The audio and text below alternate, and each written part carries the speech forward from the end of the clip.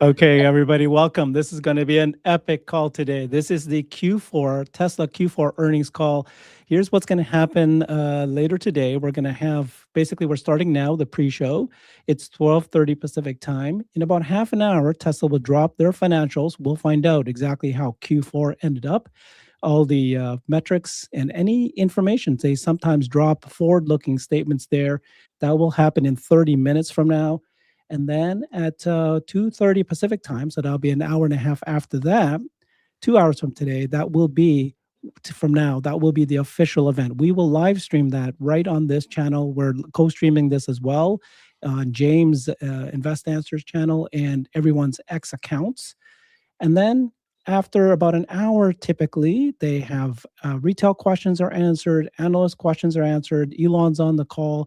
After that, we will do a post-show analysis and figure out what happened. But I do think this is going to be a big, big day today. So here's the roundtable of who we have here today. We've got Jeff Lutz will be joining us later. He's an expert in manufacturing and supply chain. Of course, we have Alexandra Mertz, board and governance. You got James, Invest Answers, stock analysis and finance. Søren Basher will be joining us later, finance and robotics. And Larry Goldberg's here as well, business and energy. And then we've got Nick Gibbs joining us as well, investing and stock analysis. So welcome, everybody. Appreciate everybody joining today. Great to be here. Oh my God, Nick, did you get a haircut? I did get a haircut. Oh, Yes. How is your mood, Nick? How is your mood? You're always the one that's pivoting, so tell us. Well, now it's bad. No, Now it's bad. Oh, wow. no, it's good. It's a great day. Nick, you look Well, even it's a young. sad day, actually. You look even younger. I mean, how young can you get? Well, I'll take that as a compliment. Raging. Yeah. How old No, are you, Nick? Tell us. 35. You don't look 35. Jeez, Thank you. that's unbelievable. I My know. son- But Age. no, it's Have you actually got kind of a 20 sad day on my end over here. I think most of you know I work at AWS, and we had 16,000 layoffs today, so lost a lot of friends. no. Wow. Sorry. No, about you that. didn't lose friends. You lost colleagues, but you kept the friends. I Yes, like that's that. That's good. I like that, Alexander. Yeah. How many Well, in let's total? How many total people at AWS? 16,000 sounds like an awful lot. So we did another 16,000 back in October. So that takes us to 32,000. So AWS alone has probably like 120, maybe 150,000 people roughly. AWS has like Amazon has like 1.5 Amazon, million. yeah. Yeah. So. But who's counting? You know. Yeah. Sorry to hear that, Nick, but let's get started with Tesla. James, do you want to kick us off on what you're expecting for the day? Yeah, it's always tricky. We might as well start with a chart to let us know, because a lot of people know, should they buy right now or not? And I always like to look at where we are, where we've come from. And before, I just got to get a little pet peeve out of my way. You got a lot of people saying, oh, Tesla's been dead money the last 5 years. Well, if you bought Tesla 5.7 years ago, it was $17 and it hit nearly 500. So no, it's all about when you time your buys. And that's why this chart is very nice to look at over the last 5 years. It shows you all the layers of support and resistance. It shows you where we've come from, where we've gone. And by the way, my favorite thing to trade is a volatile beast like this, because it's pretty easy to nail tops and bottoms. Now, looking at the chart today and trying to figure out where we are going next is tricky, because there's so many catalysts, and we can get to the 2026 catalysts later and other things. But right now, the trend is just turning up. It was very clear. Last time we were on, Herbert, actually, I said it was a clear short at $4.99 to hedge Tesla, and that worked out perfectly. But now what happens next? So the sentiment is so low for the earnings, and everything is kind of priced in. Fed didn't do anything today. We know the only way probably from here is up, and the chart tends to say that too. It's been struggling trying to get below 430, 432 for a long time, and it tends not to go down that level. It did hit 411 a couple of times a few weeks ago, and since then, it's just under accumulation. So from the chart perspective here, and I know 70% of earnings calls, Tesla sells off afterwards, but this time could be different. It'll all hinge on the forward guidance, the mood that Elon is in, what he says about all the catalysts like semi, FSD uptake, robotaxi scaling, etc., and the SpaceX dream, which probably is not going to happen. So that's the way I see it right now. Are you expecting a jump then after the call? You I said expect it immediately. Normally, when the results come out, it sells off, and then the deck is digested, and then it takes TradFi about 3 days to understand exactly what's in the deck, where we'll decipher that and distill it down in half an hour for you all. But typically, a sell-off will happen. But if the guidance is really strong, the 6 massive catalysts I see for 2026, we'll dig into later. If the world can wrap their head around what's coming this year and next, it should go up from 430. Are you willing to share what trade you made this morning?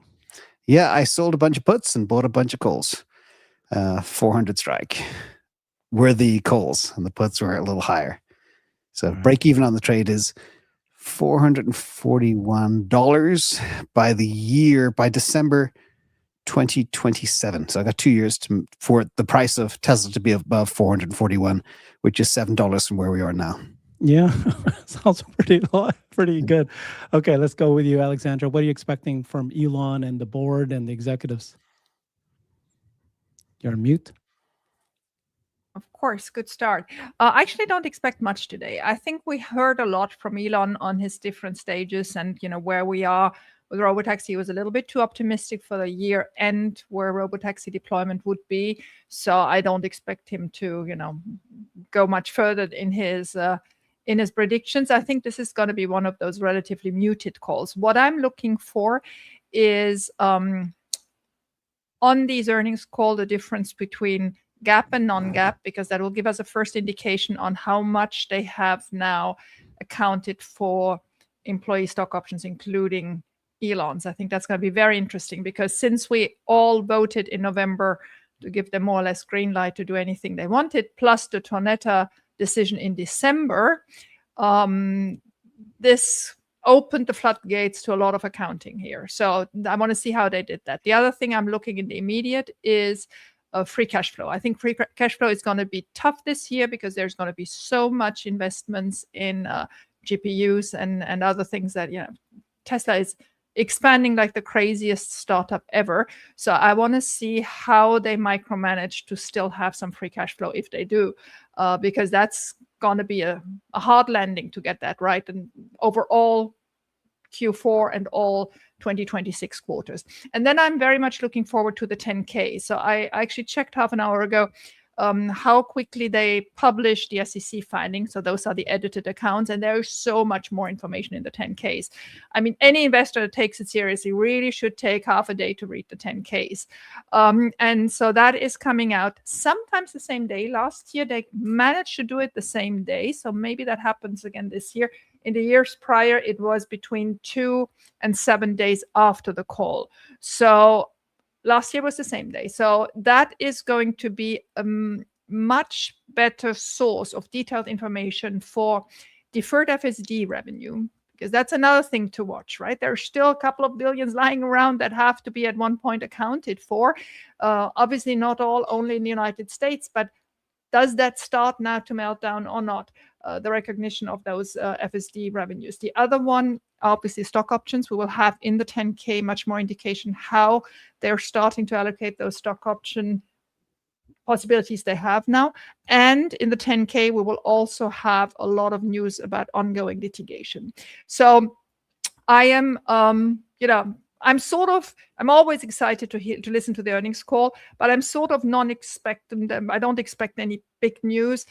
I have one of those questions, and maybe Larry can help me. I still don't understand why he wants to bring SpaceX public. So that first question sort of bothers me because I'm sort of not done yet with the whole, reasoning why he would do that and why Tesla investors feel they have some privilege or whatever. So whatever it is, I'm going to listen, but I don't expect much from today. That's my message. Can I respond to that, Herbert? Please. So the reason SpaceX is going to go public is because it pretty much has to. We're moving into a completely new era for SpaceX. an area that's going to be incredibly capital intensive. And SpaceX's cash flow, while pretty damn good compared to previous years, is nowhere near the challenge that it now faces. SpaceX is about to launch at least 2 new businesses, on top of launching the largest flying object ever made at a capital investment that is staggering. They are building currently 4 launch pads. They have one that is just completed. They're building 4 more launch pads, each of which probably consume about $1 billion to $1.5 billion by the time they're all done. They're building 2 rocket factories, the largest rocket factories ever built, to manufacture, each of them to manufacture roughly a Starship every couple of hours, the largest rocket ever built.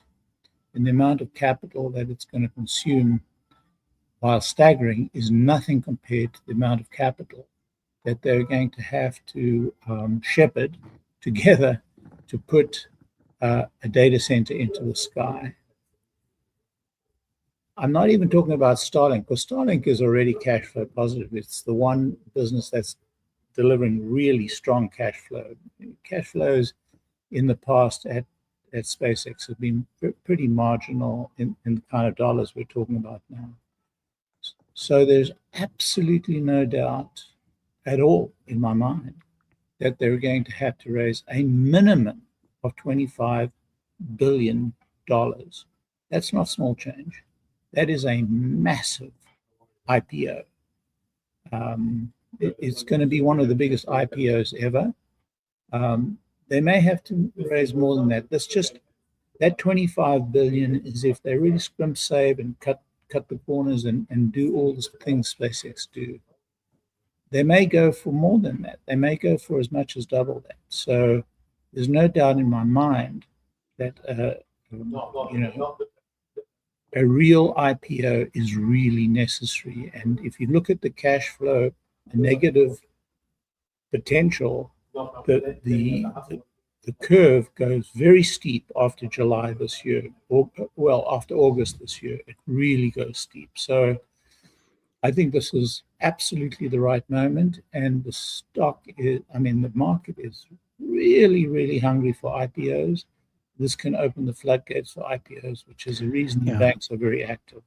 I saw a betting market saying that it's like 80% plus chance that the IPO will happen. And not only will SpaceX IPO, but it'll happen in June because it's Elon's birthday and it's some sort of planetary alignment. There's always a planetary alignment, by the way. One kind or another. That's not. I wanted to ask the panel here, let's go around table.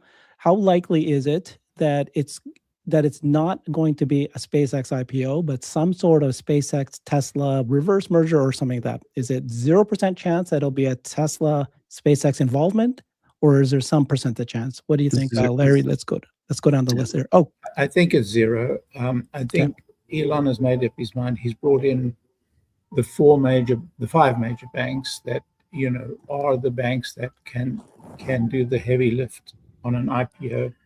None of them want complications. They've dealt with complications with Elon before. I think they want a very, very, very, very clean IPO, because it's not only important for SpaceX, it's important for them, for the future of the IPO market. I think that's a very big consideration for them, and I think they have the means to put the kind of pressure on. Alexandra? I have no means of, seeing how this could go. But if Larry's right, and I do believe he's right on the amounts, if this happens, it could not be just a reverse merger with Tesla. That doesn't bring enough cash in the pockets. And if he's right that this is going through the standard big banks, they won't let that happen because this is their cake. So probably close to 0. And do remember when we had that Bill Ackman proposal, he clearly said at one moment, "Stop this all! We're not cutting corners." So that's it. We're not cutting corners. Okay. James? Never going to happen. It's too complex, too stupid, doesn't fulfill the original people that invested in SpaceX anyway, and it dilutes too many franchises and puts too much of a target on Elon. Stupid idea. That was one of the things that when Chamath came out with that, I was like, dude, what are you drinking? You in the Amalfi Coast pounding a few bottles of wine? That doesn't make any sense. Here we are. Well, Tesla investors want to, this is the number one question. Nick? First of all, pounding wine on the Amalfi Coast makes a lot of sense to me. And I think, if anything, Tesla will be part of the IPO in the sense where they will maybe put 5 or 10 billion into it. I think that makes a lot more sense, and that fulfills the promise to investors. And I think you also wouldn't want it because if, God forbid, there's another, Lena Khan, Wrath of Khan 2.0, they would be screwed and it get way too political. And finally, I think July 4th makes more sense. 250th birthday. That's true. Jeff? I thought this was a Tesla earnings call. Yeah, let's answer that. Which is why I hate that first question. This is the very first question, so we needed to address it. The market is closed on July the 4th. Jeff, you can answer this question, and then you can go into your own intro of talk earnings. about vacation spots too. Your volume seems a little quiet. All right, Herbert, just one thing after another. I think they're going to invest, and it's going to be some nominal amount. I don't imagine some huge tie up at day one. There are overlaps, but I think it would be too messy. I think there's a clean IPO coming for SpaceX, but I wouldn't be surprised if there's some form of Tesla involvement, given future convergence and what's happening with data center. Yeah. And can I add that first question will never be answered? I mean, there's no way he can answer that question.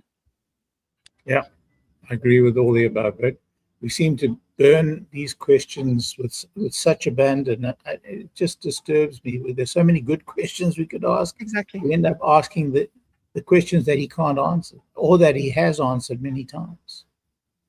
Just to update everybody, we are doing the pre-show right now. In about 10 minutes, Tesla will drop their financials deck. We'll dive deep into that and give you guys our analysis on that. And then at 2:30 Pacific time, the official event will launch. We'll live stream it here, and then we'll do a post-show analysis. Can James, I just add? Can I just add one last comment? One last thought, because the SpaceX IPO keeps occupying my brain. I think he will do it before the midterms. I think that there's currently a favorable political climate that he has to use for major strategic moves, and this is one of them. Yeah, it makes sense. Good call. James, did you want to set the stage for Q4, or did you want to move to Q1? You're on mute. Yeah, I've got a couple of things more about setting the stage for 2026, because people are, they don't know whether if they have no position, should they start a position? Should they wait for a crash to $200 or $100? And I just like to talk about some of the broad topics that I see that are very important for the future.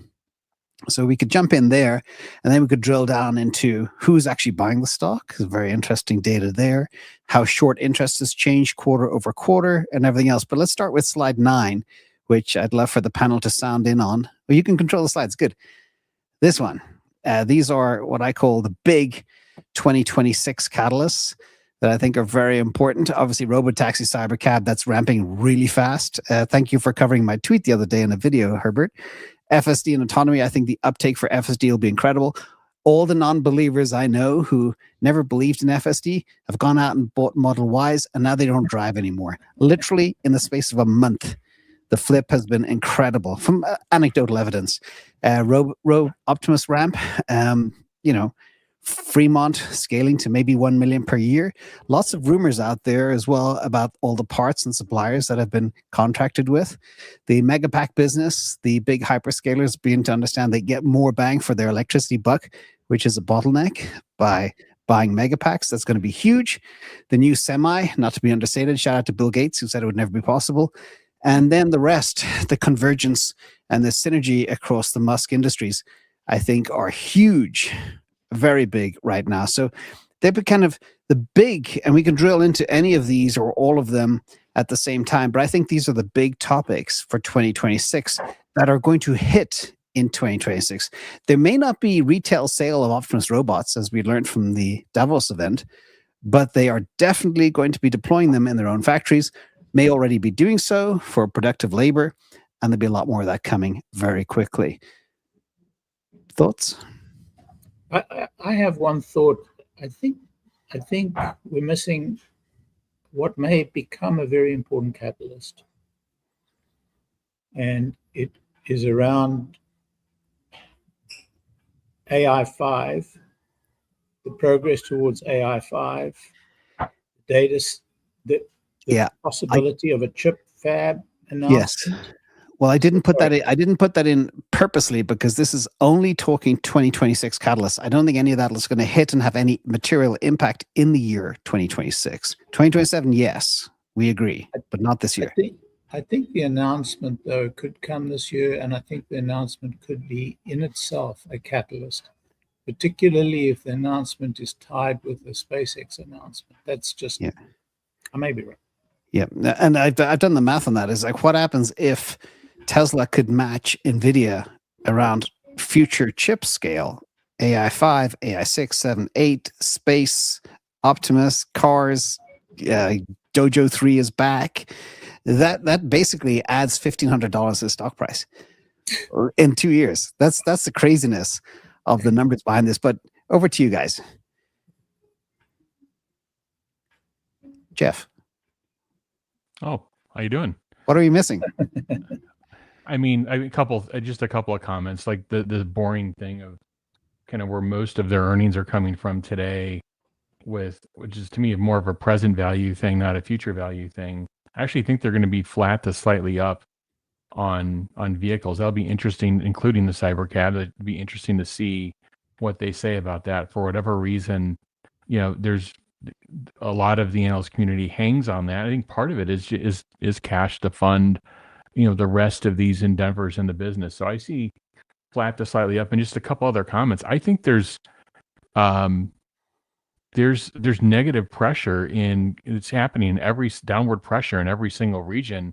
If you look at it from an incentives perspective of what's happening in China as of January 1st, there's a reduction in incentives. Of course, in the US, what's happened, and in Western Europe. However, I think it's an interesting thing because that's all that gets discussed about Tesla in context of EVs is the loss of incentives. But what's under discussed is the retrenchment of all the existing Western European auto manufacturers and US auto manufacturers from EV production. And quite frankly, an undercurrent and real economic trouble and fracture for several of the big names in China. It's what's easy for the media to do is count number of units and say China is great and perfect and dominating. And part of that is infiltrated in terms of the media and sponsorship and so forth. A lot of it isn't real. I mean, when you go under, look a couple layers deep, there's real economic problems with some of the major Chinese EV auto manufacturers. There's been a lot of intervention from the CCP. So just anyway, auto units, I know kind of a boring conversation, but I think, a little bit more commentary of what I see on that. Yeah, and two things to add to that, Jeff. You're dead right. We've gone from the competition is coming to the competition has left the building, with the exception of BYD selling $10,000 cars, but they're not in the same market.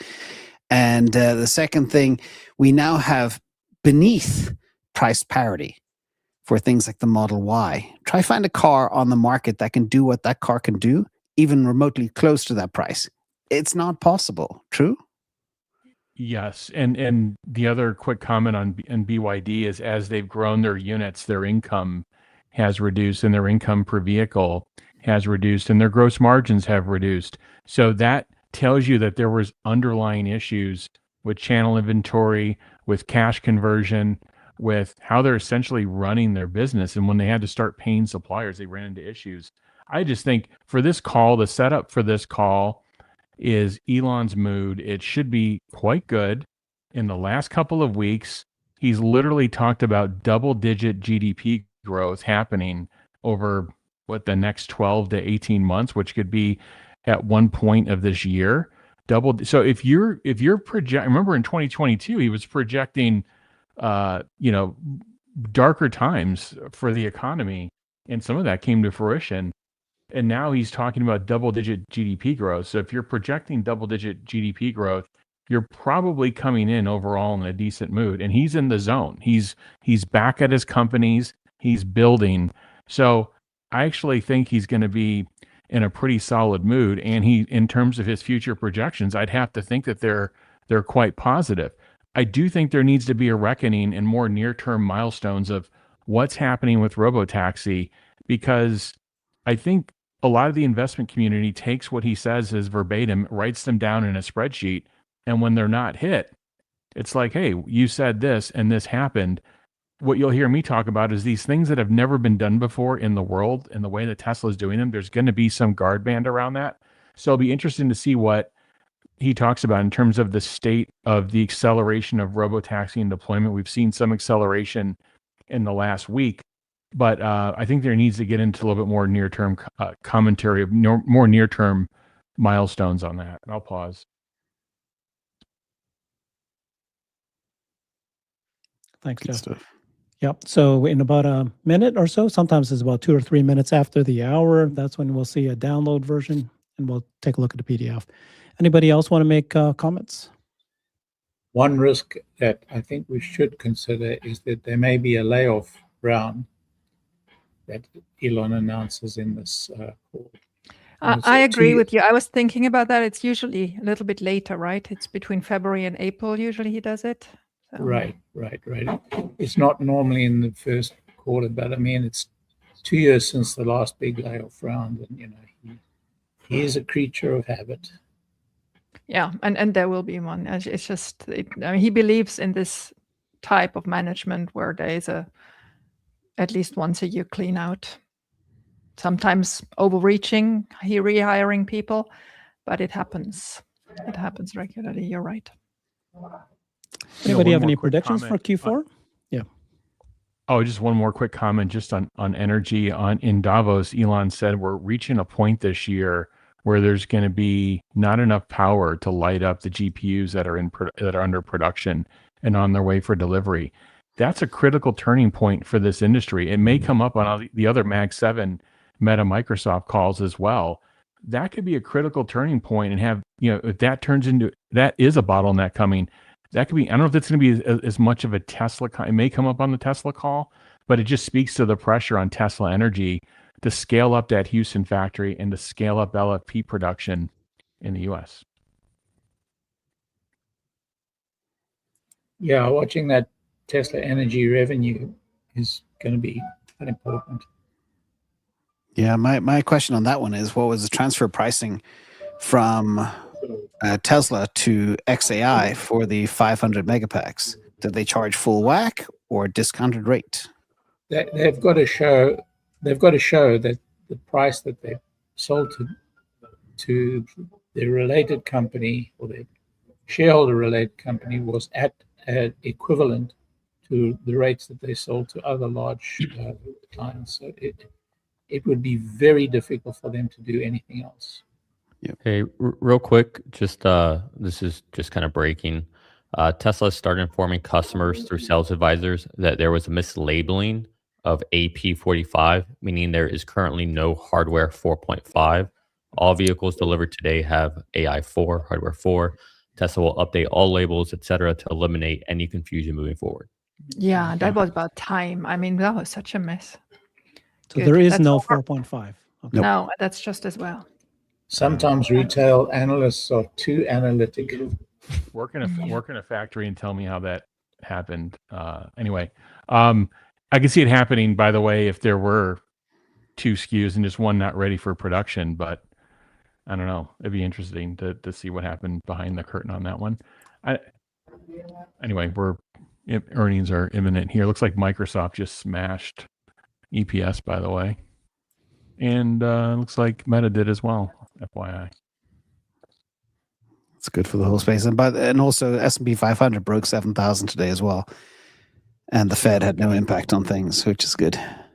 But we're not expecting good news for Q4 2025, right, for Tesla? No. 44 cents, 45 cents, and that'll be seen. That's even high end. I think it could be even as low as 40 cents, and that's still okay. It depends. There's some surprise kickers. FSD uptake is pure margin. Megapack, a lot of margin there. That could offset the weakness in the cars. Have you guys allowed for the reduction in the value of the crypto? Oh, That's going to go straight to the bottom line. Straight to It does.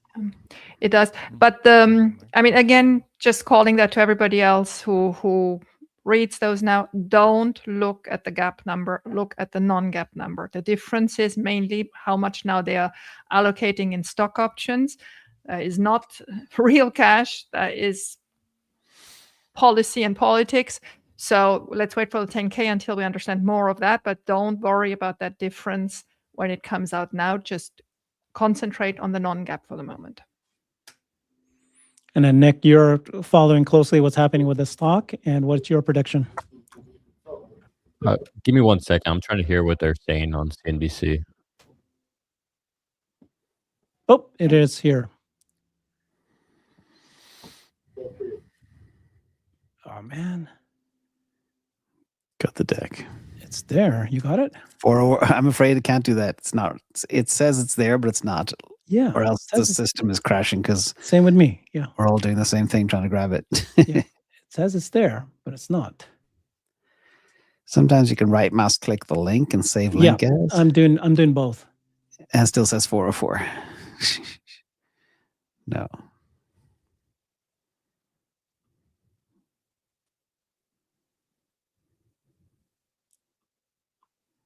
Well, Tesla turned negative slightly, down 160. It's actually good. I didn't see that before, that on this table further to the right, Herbert, you now have the consensus numbers there as well. The page is actually bigger. And so after the SEC filings on the right, you have, I can't get there right now. there you now have a column saying consensus. So that's good. Are you sure Tesla's out? Well, the link is out. The file's not there. So. The link is out, but the file's not connected yet. And I've got another place I'm searching too. Let me text. Yeah. Let me text Send it them. to me. No, not you. I know. Them.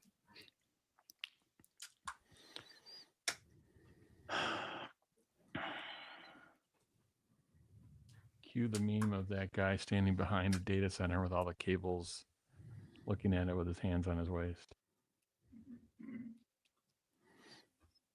So Meta, Microsoft, and Tesla are all going down in after hours. Well, there could be some pin action there too. Wow. Yeah. Yeah. Tesla's down pretty good. $3. $3 is nothing. Okay, here we go. No. You got it? Nope. Thought so. It changed for a second, then it went back. No, I did send a message to Travis. Guys, Meta's increased their capital expenditures estimate to $115 billion for the year. From what? I mean, they are crazy. Oh, from 105. 115 billion. So for some reason, Tesla's now positive in after hours. And you thought the IPO with 25 billion was a lot, Larry? Okay, just in, they beat Tesla crushed. 50 beat Oh 40 my. expected. Told you I said 45. 50. Anyway. Wow. Revenue 24.9 versus 24.7. Is that FSD is pure margin and Megapack. When we get into the deck, we can prove that. But I think that was the secret I still can't hidden download. area. Sorry, Alexandra. I'm so sorry for you. Disappointed. No, I'm happy. Where are you getting it from, James? Are you getting The internet. Okay, so somebody else was able to get it, though. Eh? Let me try. I'll share it in the comments on YouTube. Oh yeah, now it's up 437. There we go. I can somebody email to me if you've got it? I don't know. Email I'm- 1-800-HERBERT.com. Be on top and bottom line. It's now over $10. Oh, Yeah. nine This- and a half. Remember what I said at the beginning of this call? I said the sentiment is so bad. Probably the only way is up, and there I could be an still upside can't surprise. download it, guys. It's somebody help You're going me to have here. Mag 7. You're going to have people selling. Looks like they're selling Microsoft at the moment, right? And Yep. Meta at the Meta. moment. And they're You're going to looking be at the selling results. Micron. Tesla's up 16 Micron, bucks in after Microsoft. hours, ladies and gentlemen. Nice. Good thing heading I for said nothing's 450. happening. Yeah. Gross margins Jeez. improved. Never Wow. listen to me. Okay. If somebody has, can you share your screen if you've got info But- somewhere? Apparently, it says in the deck that Cybercab, Megapack, and Robotaxis are all on track for 2026. That's not That's new. what they're highlighting on CNBC. I'm And not able Meta's to gone download it, from guys. red to Anybody green. else able to do it? Is anybody on Let me the see whether I have audience? it on FinTech. Give me a second.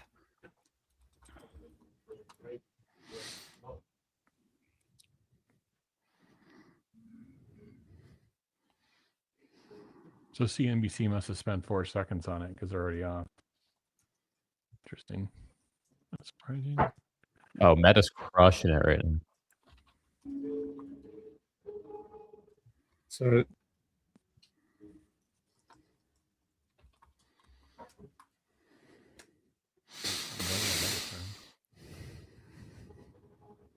Tesla's crushing it.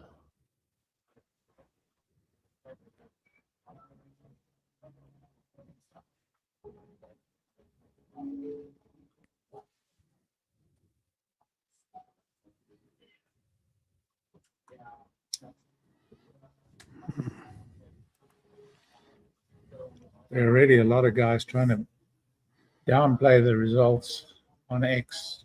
They must be steaming. Oh, I see the steam coming from their ears. I've been wondering about that. We had a lot of EDS, 12 to 15 months ago. But ever since Elon has been hanging out of the White House again, it's kind of amped up. Has anybody noticed Yeah. that? Yeah, for sure. It's Yeah. fun. It's fun to watch. Other people say that they're able to download it. So how do we get access to it? Refresh. I'm refreshing. I got the deck. You got the deck? Okay. Can All right, you full year 25. email it? Can you email it to me? Email it. Do you have How my did email? you get it, Nick? Just click it. And it Yeah. doesn't work here. Try a different browser, perhaps, Herbert. Oh, good idea. Okay. But can you email it to me? Yeah, Nick? hold on.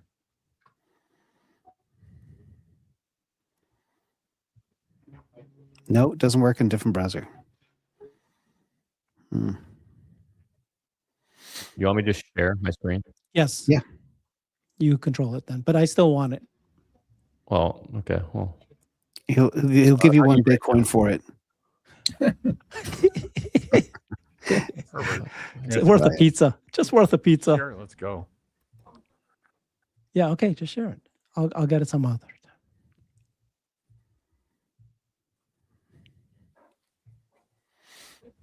Meta ripping. Can you share it? just working on it, homie. Herbert. You- No Herbert. patience. Herbert, deck Gotta withdrawal. select it. symptoms. All right. There we go. All right. There we go. I'll be your hands. You tell me what to do, Herbert. We usually go right to the Outlook. Outlook? Yeah.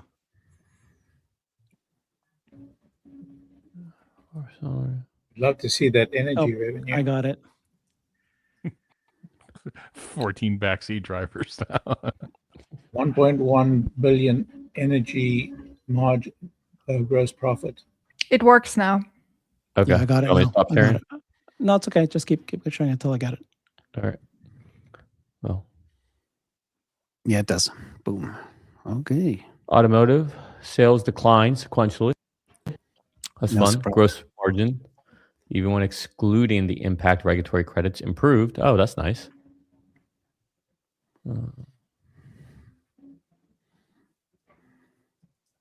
Okay. Preparations continue in North America for production ramp. Wow. To Tesla Semi Free this cash Cybertruck. flow 1.4 billion. That's much Yeah. better. Wow, than I that's feared. 20. Much So many people Money. are calling for zero or negative. I know. I thought Yeah. it would be really 0 or slightly negative. That is really good. 1.42, amazing. of course. It's truly 1.4. amazing.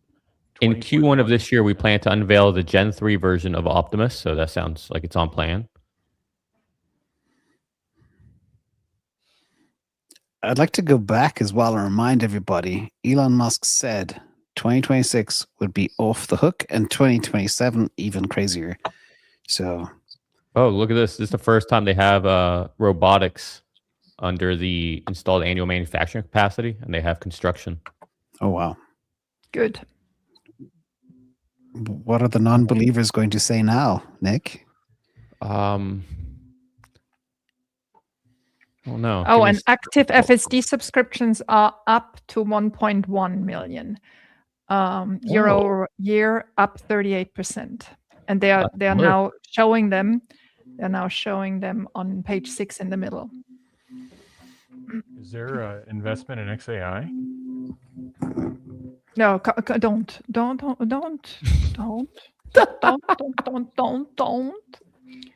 Yep. $2 billion to acquire shares of Series E preferred XAI stock as part of a recently publicly disclosed financing round. You were joking, right? Nope. Under other updates. The cash Where is that? What page is that? Let's take a look. It's under other updates, page 12, first paragraph. Oh my God! Yeah, that's great. Oh my God! It's only $2 billion. That is Massive, wonderful. guys. Relax. Huge. Well, 2 billion is a spit in the Tiny. bucket, but you have to remember as well the relative valuation of XAI compared to ChatGPT, OpenAI, which is going down the toilet probably, is quite small. Like it depends. What was the valuation to say, Jeff? Was it 200 billion or 250 billion? 230. 230. Okay, that's good. Because we know Okay, if so that's if the first if percent. OpenAI is worth 800 billion, 600 billion, we know XAI is worth more. So buying at that valuation is like putting 4 billion into it. Agree? Oh, I'm so pleased this finally worked. I was so worried after the shareholder meeting that we wouldn't get green light for that. This is really good news. FSD subscriptions more than doubled in 2025. Yeah. And that's 1.1 why million. they're seeing the huge uptick now. That's why they're killing the $8,000 deal. Mm-hmm. Mm-hmm. We're still at 444. This is really good. The verbiage has changed a little bit to Cybergab production and Tesla Semi to, they say, first half 2026. It used to be April for the Cybercab. Yeah. So they're putting a bit of wiggle room in there, but that's okay.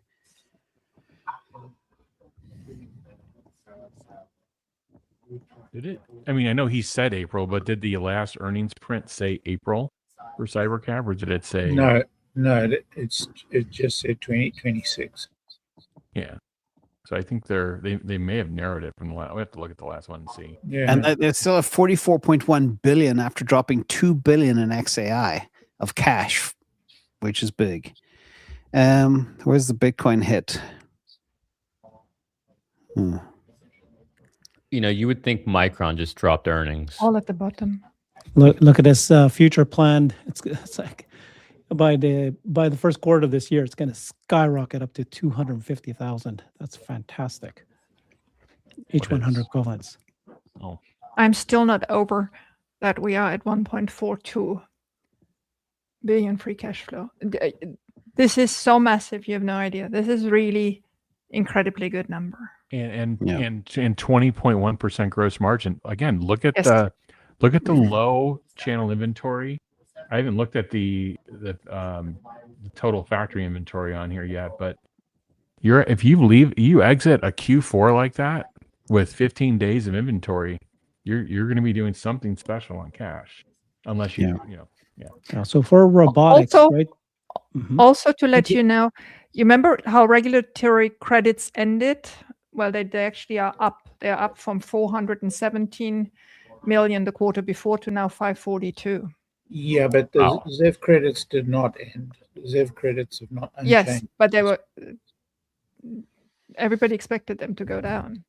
Well, I didn't, because everybody else is exiting EVs, and so the more they exit EVs, Correct. the higher ZEV credits they have to pay. I had ZEV credits going up. Good. So for robotics, they plan to unveil Optimus Gen 3 this quarter, and it's designed for mass production and the start of production by the end of this year. eventually 1 million robots per year. That's the line that's being built now. So that's huge. Okay, let's go through this one more time. Yeah, free cash flow of 6.4. So what happened here, man? That's like, whoa. Oh, that's all of 20 For the year. That's for the full 1.4 in Q4. Okay, that's great. So all the numbers look good, right? Yep. Correct. Wow. Numbers look really excellent. I mean, they are better Despite than the anybody. sales dip, yeah. They're better than anybody I know forecast.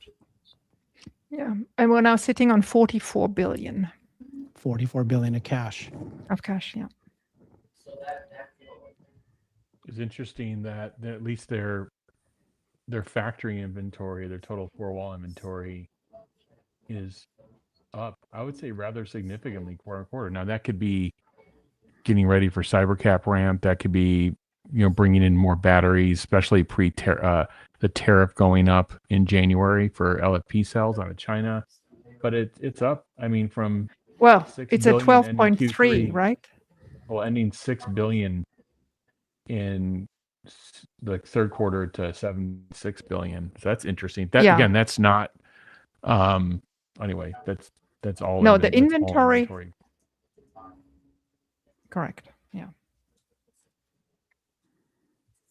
This is the most important line. CyberCap, Semi, Megapack are on schedule for volume production starting in 2026. First half 2026. Where did it say that? It said just starting in 2026. No, I thought could have sworn Somewhere I read else? somewhere first half. Yeah. Hang on. Okay. Must say somewhere. We just had a back and forth about it. Okay. Okay, there was a net gain in digital assets. Hmm. That's weird. I think the street's gonna like the 20.1% non-GAAP gross margin. Yeah, it's massive. it's huge. I mean, it's amazing. Oh, I don't know if you guys talked about this, but did you see the planned robotaxi coverage? No, where's that? Page. Right there. You pass it. Right, down. Right there. Bottom right. Oh, planned That's huge. robotaxi miles. Okay. No, forget miles. Oh, planned robotaxi coverage. Yeah. There you go. Let's go Tampa. That's me, baby. There you go. That's actually Tampa and Orlando are the only two that are really a surprise, aren't they? No. So Kathy first Woods is half, here. that's a huge number. First half. Kathy Woods is here, and Larry Goldberg comes down all the time, so it makes sense to have. No. Here. I understand it, but actually we knew all these cities other than Orlando and Tampa. Is what True. I'm saying. Yes. I've been posting pictures of the validating testers. So, Guys, these are dates. These are Yep. first half dates. I mean, this is Yeah. serious It's stuff. a lot more than just Elon saying it. This is on an earning. Wait, what's the legality of that, Alexandra, when it shows up on this kind of Oh, deck? now it's binding. I mean, of course they can have delays, but they will have to explain them if there are delays, because this is now written in stone first. It's not we shouldn't say it's binding. I think. Yeah. Why are they testing in Mr. Lutz's hometown and in Buffalo, New York, and places, and they're not listed here? Anybody idea? Because they're probably not ready for first half 2026 with regulators. Yeah. Are they waiting Right. for the snow to clear? you also wouldn't want to start there, right? You want to We don't do even have- we don't sunny have Waymo areas here. before you go there. Yeah, for sure. Yeah, we don't have Waymo yet either. Yeah, that is correct. There's a comment here. I don't have the hand anymore on the comments, Herbert. So if you can pull it, it's I am old AF saying the 2 billion XAI commitment. I didn't say it. Was on 16th of January, so it has nothing to do with the 31st of December 2025 financial results. So that is correct. It doesn't matter because it doesn't even say that there was any payment or any anything exchanged yet. It was just the contract signing. It's not on the cash flow statement. Exactly, because see. it's January. Because it's January anyway. It's not December. Now I was looking at the stock options. Oh, you want to talk stock options? We can talk stock Yeah, options. because you see on page 5, you have the net income attributable to common stockholders GAAP, and below the line non-GAAP. And the difference of these two, which is 2 billion, is going to be mainly explained by issued stock options. So I think that is very interesting. But like I said, it's going to take us until 10K until we really know more about it. But that is a huge number, 2 billion. Yeah, but that's the Black-Scholes valuation of the stock options that they're estimating. So Exactly. that 2 billion could represent 10 to 20 billion dollars of stock options. This is my favorite earnings call so far. All right. We've got the Robotaxi plan for scaling. I just heard someone talk about Black-Scholes on the earnings call. Everything's ripping up. This is awesome. No, Yeah, except for the this Amazon is- news you had today. Yeah, but this Lots of is copy, though. awesome. This is awesome, but it really isn't the main event. The main event is which Elon shows up.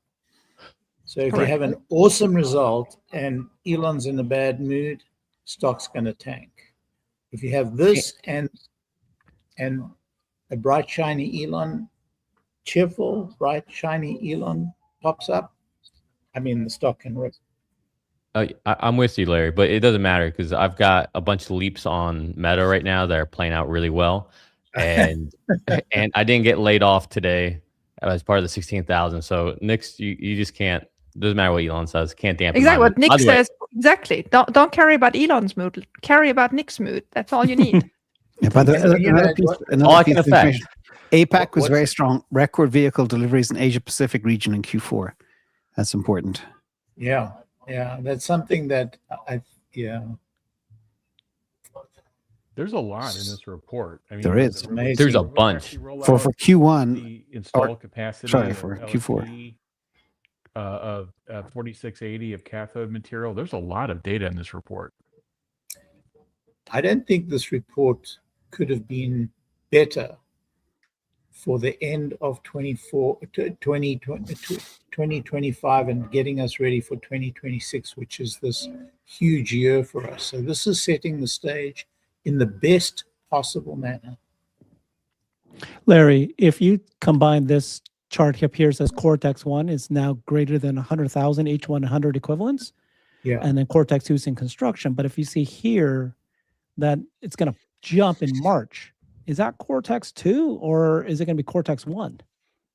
I think it's got to be Cortex 2. There's no way that that's Cortex 1. There's no way. You know, that is a lot of, I mean, That's that's a lot. almost as much processing capacity as already exists. Yeah. So there's no doubt this is Cortex 2. I mean, Cortex 2 is massive. I've said this. Did we lose you? Yeah, we lost there. them. Oh, there he is. Hey, anyone Yeah, else well, notice? Oh, go ahead, Larry. I'm just saying the volume of the factory is gigantic. And they're putting in Blackwells, which means every processor is, 8 times more powerful than the processors they're using in Cortex 1. So it's gigantic. If you go back up on page 4, third line from the bottom, capital expenditure, you saw that they spent 6 billion in the first quarter. No, sorry, in the whole of 2021, 7 billion in the whole of 2022, nearly 9 billion in 23, 11 billion in 24 capital expenditure. Yeah, here. And only 8.5, they had announced it would be between 9 and 10 in 2025. So I don't know whether they slowed down, didn't get what they wanted, but I had expected that capital expenditure number to be closer to 10 billion. I'll tell you why. Because Cortex is not yet ready. They plan Cortex to be ready and for the Blackwells to be installed. So it's going to hit hard in Q1. Yeah. And that's what saved probably free cash flow. Yeah. I agree with that. Exactly. Yeah. It's not this page. It's the annual page. So it's one page. It's one page further. We're going to see Megapack and Mega Block production is starting in Houston this year. That's also very big. Yeah. Oh yeah, I mean they have a need for capital expenditure this year. We have seen nothing yet. We have seen Everything's nothing happening yet. this year. I know. So Everything. that's why free cash flow is such a. It is always an important number, but this year it's the number to watch. Oops, So- maybe Nick's been laid off. Oh, that was quick. No, he's so rich now. He's gone. Oh, yeah. It's getting a drink. It's getting a I drink. do have a At slide there. to 35, throw you're in. still impressed. They did mention the lithium production as well. But one thing is uncanny. If you can pop up that slide for a second, guess what? Elon is always in the right place at the right time. Look at the Amazing. lithium hydroxide prices pop Yeah. in China. Yeah. And guess who is the, does BYD have a lithium hydroxide factory that kicks off all of the waste to turn into cement as well at the same time using a very environmentally friendly method? No, I don't think they, so. They produce their own. They produce their own, end-to-end cells. Is my volume okay? I'm getting a lot. Yeah, of it's perfect. people- It's very good. It's very good. Okay, It was a lot of slow people at say the they low can't at the hear me. beginning. But I think Herbert that's was- big points. Jeff, It's still low, Trying to Jeff. silence me. tell us about the lithium. They can make 1 million cars a day from their scale. Well, I think production. people get confused with these graphs because there's two sets of graphs out there. This is the right graph to look at, which is the lithium hydroxide, which is taking lithium from the ground and actually processed lithium. What people are looking at is they're looking at a delay in the process, and they're looking at cell and pack prices of lithium ion batteries, and they're seeing those come down. So there's inventory issues. There's inventory issues of cells between cell manufacturers and Chinese EV producers, for example. So the cells themselves, those prices are down, but this is the leading indicator.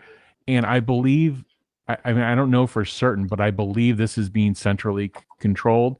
My fear is this is rare earths number 2 in the making. It's something that they have in the background that they can control. Now, there's been a need for them to control it because cell and pack production and inventory is through the roof right now. So two different things. This is the earlier stage. The Yes. cell pricing you're going to see is lower. What I'm interested in is why is Tesla only doing 7 gigawatt hours of LFP production in the US? And where are they going to get the rest of 70, 80 gigawatt hours of LFP? I mean, the tariffs on lithium ion and cells have gone up on January 1st again, and I think they're right around 82%. So when you layer on the IEEPA tariffs, the Section 301 tariffs, the fentanyl tariffs, there was an existing 3.4% one just for lithium ion alone. So anyway, I just am interested to see what's the plan for energy, where are you getting cells from, and how is this going to play out? Again, it doesn't seem to come up as an issue, but it should be. But one thing I do, maybe you could stress on, Jeff, as well, is what got me by that chart is the prices of lithium hydroxide have gone up 120% in 6 months. Yeah. That's a lot. They're just shutting down. They're just shutting down refining. They're basically just saying, "Look, there's too much product out there." This is again. They went in 6 months before and said, "Hey, too much EV production, too many price wars," and they went in and intervened there. They're still seeing fallout from that. Again, if you look at the cell pricing of lithium ion, you're going to see that actually coming way down. So there's two different things happening. But again, they're just time phase. As soon as those cells are soaked up out of inventory, you're going to be running into the curve you just showed, which is much higher pricing for refined material. Can we take a look at this, Jeff? Take a look at this table here, because you can see that it says Cybercap's still tooling. The Tesla Semi is still tooling. Shocking that Roadster still says TBD and design development when it's supposed to be presented on April 1st. You got Optimus in construction and Megapack in construction. But if you look over here, it says Tesla Semi and Cybercab both commencing first half of 26 and production of the next gen Roadster. Yeah. So What tooling means is they are making the design is essentially done for production. Not saying they're never going to make changes. This is the repeat tooling off of the first set of tooling so that you can scale the product. So when a product moves to tooling in the production phase, it's moving towards replication of tools.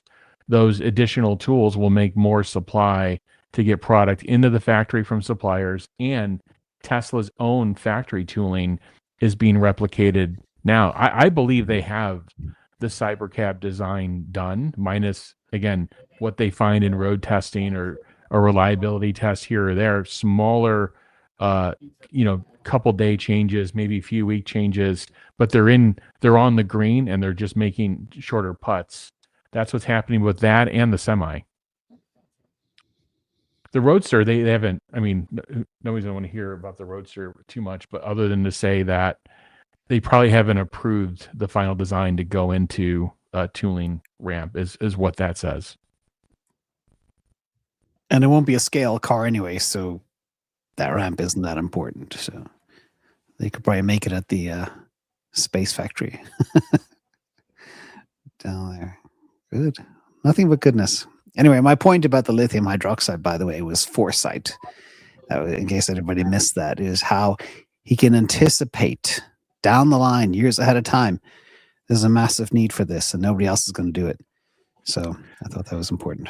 Yeah, for sure. Alexandra, before you go there, take a look at this. If cash says we'll manage the business such that we ensure a strong balance sheet, maintaining a sufficient liquidity to fund our product roadmap, long-term capacity expansion plans, further vertical integration and other expenses. How are they going to do that and profit when this year they're going to be launching, like we just said, Megapack, Mega Block, Semi, Optimus, Robotaxi, Cybercabs, just the list keeps going on and on and on. AI chips and all that. How are they going to fund this? Well, we've got 44 billion in the coffer, so it's not as if we have no money. They will, and this is continuing. This is an acceleration of cash producing machine. So I'm not worried about how to fund it. I'm just worried how they're gonna balance it every quarter so that there is still some free cash flow, because I think that is important for the whole evolution of financials. But even if it would not be, we will explain it why it won't be. I just feel like at the moment they're doing an extremely good job, and Larry explained it perfectly well. I think they needed more capex in the last couple of weeks of 2025 than anticipated, which allowed the free cash flow to be actually higher than we all thought. I think what they're aiming for is just a landing around zero, which is perfectly fine if you explain it with capital expenditure. It's not, it's actually great, right? But it's how well they manage it, and couldn't have been managed better. I sort of put something in perspective. I just read that Meta plan $135 billion of capex in 2026 versus what Tesla's spending.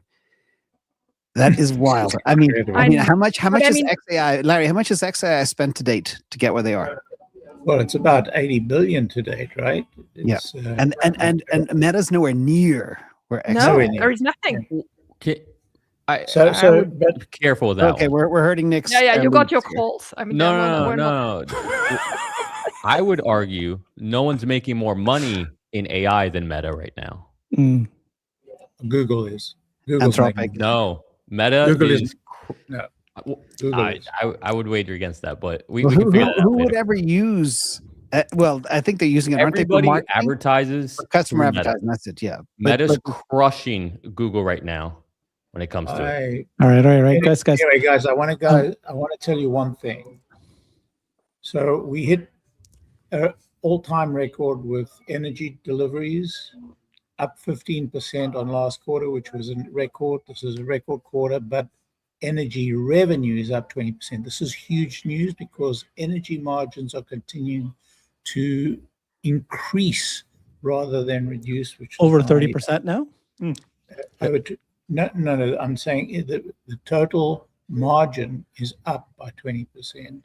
Okay. So, I mean, it's really good news on the energy front. And I was really worried about the energy margins, but it's really good news. It's just to add to that, Larry, in this first wave of all this AI infrastructure, start off with NVIDIA, right? And, some of the other ancillary chip companies also benefited, maybe even some of the servers like the Supermicro, Dell, HP, et cetera, because NVIDIA chips have to go somewhere.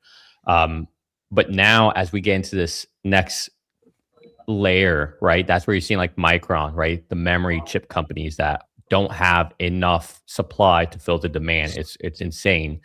And energy's that other part of it too. So this can just continue, right? It always starts off with the hardware and it slowly gets out before we even get to the software layer. So Right. it's going to get nutty, I think. It is, and they're talking about expanding by 50% their production next year. So, I mean, energy is really plugging along pretty darn well. I expect we are going to hear news of another factory in Europe coming. You know, a build out An of energy factory? a build out Oh, of I an think we should energy speculate. I think we should speculate in which country. It's going to be in Berlin. It's going to be in Berlin. Oh, you think No they will question. expand? They will Oh, yeah. expand. Oh yeah, absolutely certain. They're Absolutely done with certain. Germany. No, they're It's not. gonna Oh. be No, Italy. they're not. Well, No, I they're think building. it's going to be Italy. I think it's going to be It's Italy. But I Italy. think I was going to say Italy too. It's going to be Germany. It's going to be Germany. They're already building it, and it's going to be in Germany. They've got the space, they've got the production, they've got the people, they've got everything. I mean, I can tell you, Grünheide is politics. I think we've had enough. It doesn't So matter Poland. anymore. It's right there. Yeah, The Poland would be great. No, it's going to happen in Germany. Poland, you Okay, got good. brilliant I people. love when- Politics align for Correct. being less regulatory, and it's close to Berlin. And it could Hardworking. be Hungary as well. 100% aligned with you, but the capital investment would be staggering compared to the marginal capital investment in Germany. And they're already making fairly solid profits in Germany. They're very, very happy with their German. I mean, Germany is supplying all of Europe, and except for certain models, but they're very happy with the German margins, and they're very happy with German production. So don't underestimate it. You're listening to the news, but you're not seeing the real picture. Okay. Hey, one more This thing, is the news I listen to, by the way. Jeff. Let's bring you back in. Take a look at this product. Is this the first time we've seen this sentence? Future monetization opportunities via services powered by AI software.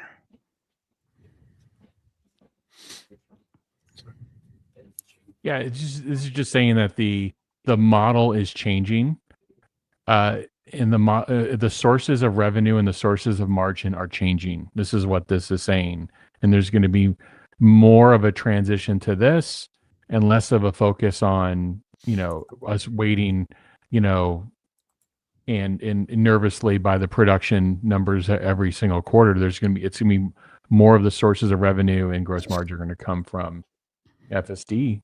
Supervised, unsupervised, and robotaxi. By the way, there's another comment in the deck about there being, and we've talked about this a lot on the show, a transition in their go-to-market model of fleet, of having units Where is it? available for traditional sales and for fleet operations. This is Tesla telling you that their business model to sell cars is changing. And it's not just going to be build to order, go to the website, order a car. That'll still be available. There'll be cars in inventory you can still buy, but now there's going to be this, hey, we're going to be building vehicles and pushing them into our fleet.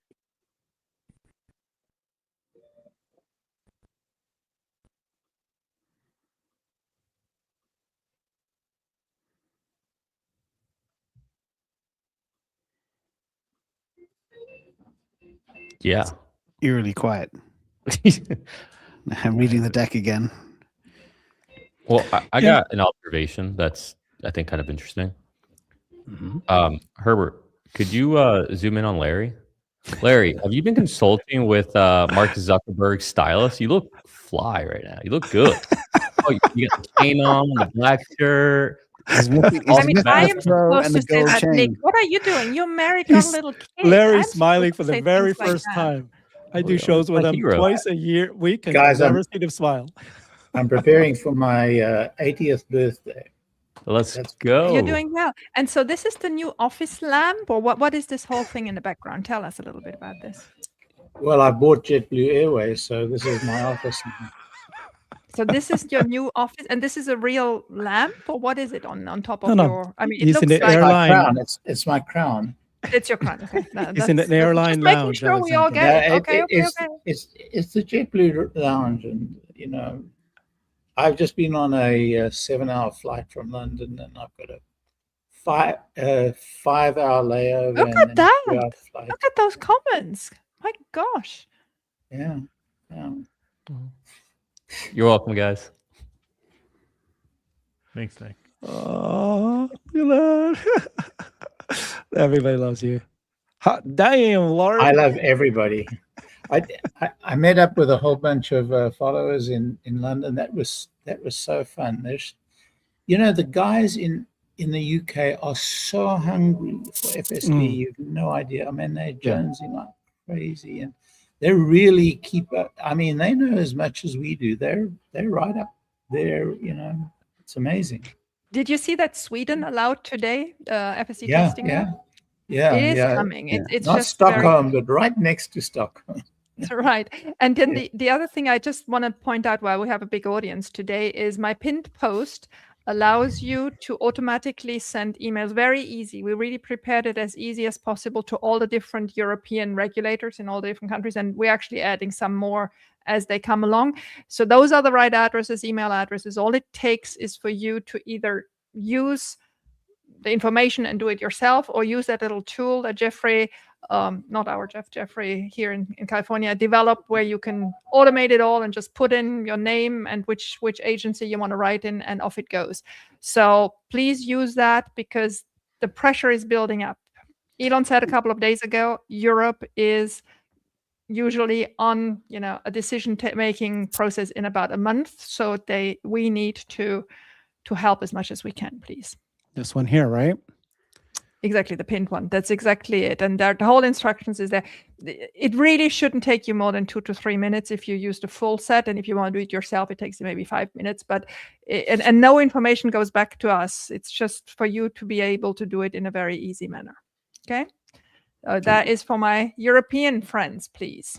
Yeah, Great I've got job, great job. I've got a quick story actually regarding European friends, which is interesting, and some data around robotaxi and safety and regulations.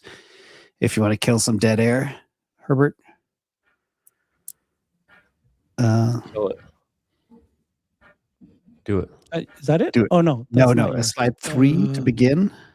First of all, I just want to touch on this real briefly. You may have shared it before, but I think it's a very interesting pattern here developing. First of all, you got Lyft quarter over quarter or whatever chasing Uber prices. You got Uber prices chasing Waymo prices, and Waymo has stopped their growth. So now they're beginning to cut prices ever so slightly. And of course, Tesla is less than half or less than all of them combined. That's the first little story. Second piece, speaking of Europeans, Alexandra, Europeans are stacking record volume of US stocks. A lot of them are Mag 7. We don't know exactly. Places like Denmark, France, Finland, Netherlands, Norway, Sweden, UK. They are all buying a lot of US stocks. They've given up on investing in local stocks. Are those interesting? Lobbying update, very important for if anybody has input on this. A lot of people are asking, why doesn't Tesla lobby? The biggest lobbyer here is, again, Meta, then Amazon, then Google, then Microsoft. Maybe is that because Elon has an inside seat at the table and doesn't need to? And then one other thing is current safety streak for Tesla miles, no incident, is at 389,160. The average crash that's covered by police and insurance for a driver is every 300,000 miles, which is approximately every 30 years for a human. And now, so far, the current streak has beaten the human safety level for robotaxi alone. But remember, if they do so much as get a little pring against a fire hydrant, that's reported. Whereas the human reports and human insurance claims tend to be very severe. A lot of people drive into ditches, crash into walls and parking lots, and never file a claim, so you never even hear about it. And well, that was it. One other thing. I have one other thing. Slide 5. Did I cover it already? Well, hold on a second. This one. AI, this DOT law, the Department of Transportation, this might be because of the influence Elon has with the government. They're now trying to streamline the regulations from a federal perspective for the Department of Transportation, which could be a big tailwind for Tesla and FSD. Thoughts? A lot of stuff there. Yeah, this is the big one. I mean, the conversation still keeps popping up. If the laws aren't approved in time, because it looks like that Tesla's Cybercab production is on its way this year. And you saw the numbers that they're talking about. This needs to catch up. I mean, I think 94,000, 95,000 is enough for the cover from 1 year. Then they'll need to increase it by next year, but they need to approve that by this year. Yeah, but this covers everything, like no steering wheel, no pedals, no safety monitors, etc. This could be huge. But wasn't there a falling out between Tom Duffy, the head of DOT, and Elon Musk? Am I correct? Nah. I mean, yes, but not really. In political, sure, there was a fallout between Elon and Trump in June, and now they're having dinner together. I think it's one of those things that they'll figure it out. And as long as, once Trump and Elon make friends, then all the cabinet members are automatically friendly towards Elon. Yeah. I hate to say it, but I think that's just the way Any, it goes. Any comments on the safety streak? No incident. This is big. Nobody cares. Can I ask a question that's related to this? Yeah. Am I crazy, or did someone say they saw on the deck? Because I'm like looking everywhere for it, that we have over 1 million subscriptions to FSD. Did someone say that? That's correct. yeah, it's Where the 1.1. hell is that? I can't find this. 1.1 million. It's written clearly. It's a bullet. There's also another bullet which believe you guys. they may have misspoken, because in the deck, when you do the math, it's about 38% increase year over year.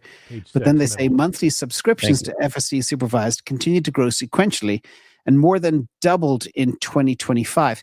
So I think what they're saying here, breaking it down in case people are confused, there's the monthly subscriptions, which have doubled. The $8,000 one-time hit hasn't. And that's maybe why they're also going to the monthly subscription. So for the people confused about the 38% increase and the 50% increase, that's probably where that comes from. Could I be wrong?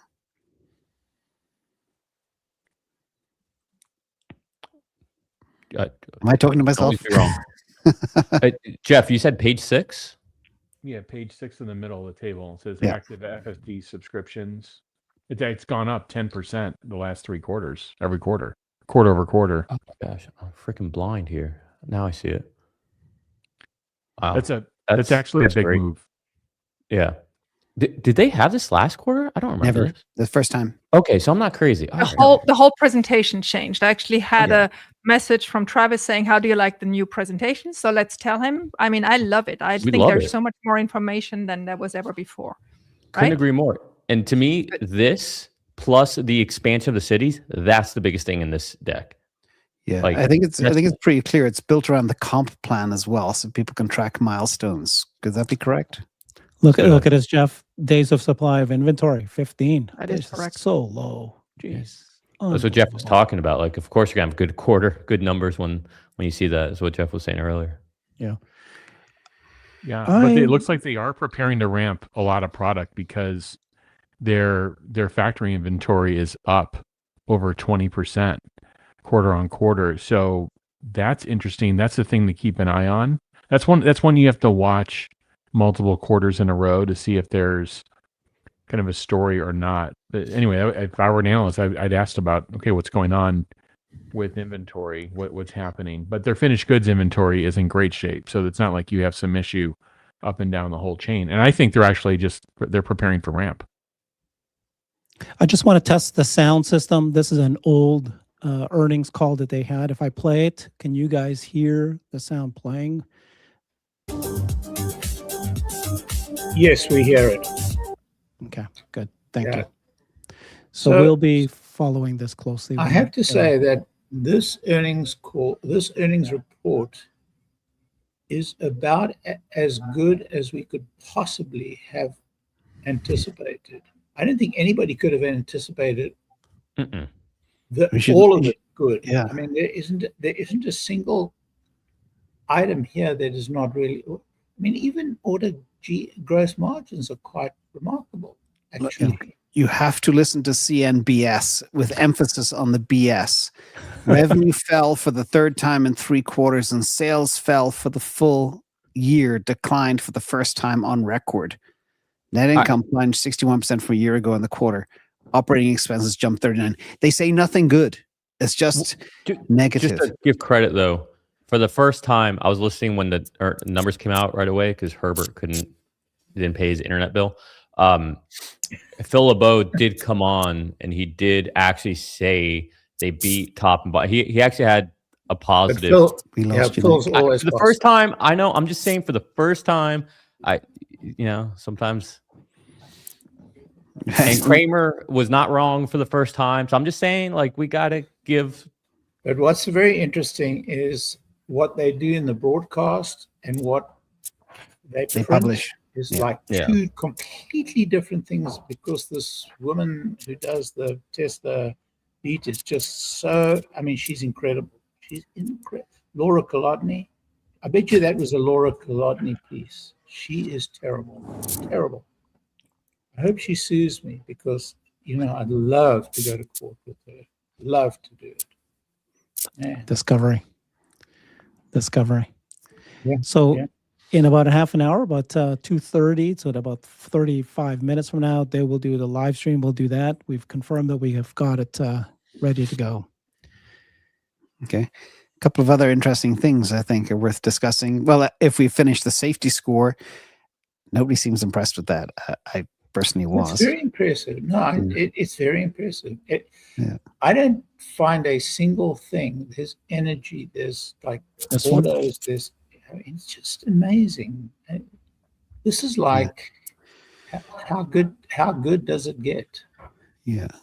The other thing, this very interesting options action. A lot of people, I've been watching, whoever it is, there's some trader out there, and they keep on buying like the 990 calls for the end of the year for December 2026.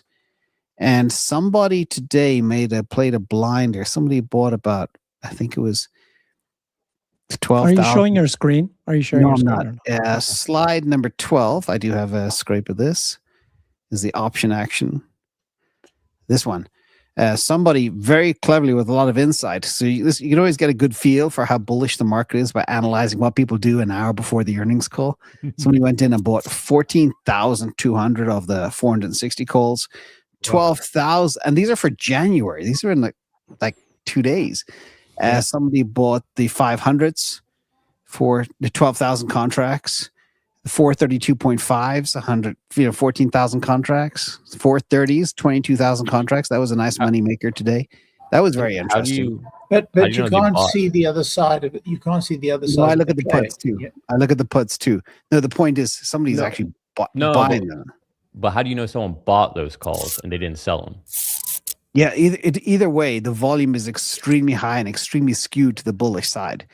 So people, there's no way people would sell that number of calls before an earnings call with the sentiment so low.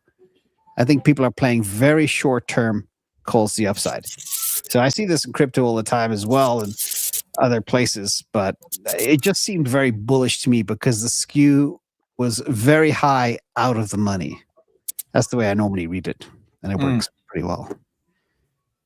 I think it may be a significant pointer in general terms, but it's very hard to tell what each trade really means. Yeah. Very hard. When there's hours left on the clock, and people are buying $30 out of the money, it's pretty bullish. That's just, I don't know. I think that's like just buying a lottery ticket. That's. Oh, it is. It's very risky, but maybe. Yeah, but all I'm saying is it's not like it's. I don't see that as signal of anything. I just see that someone's just taking a shot.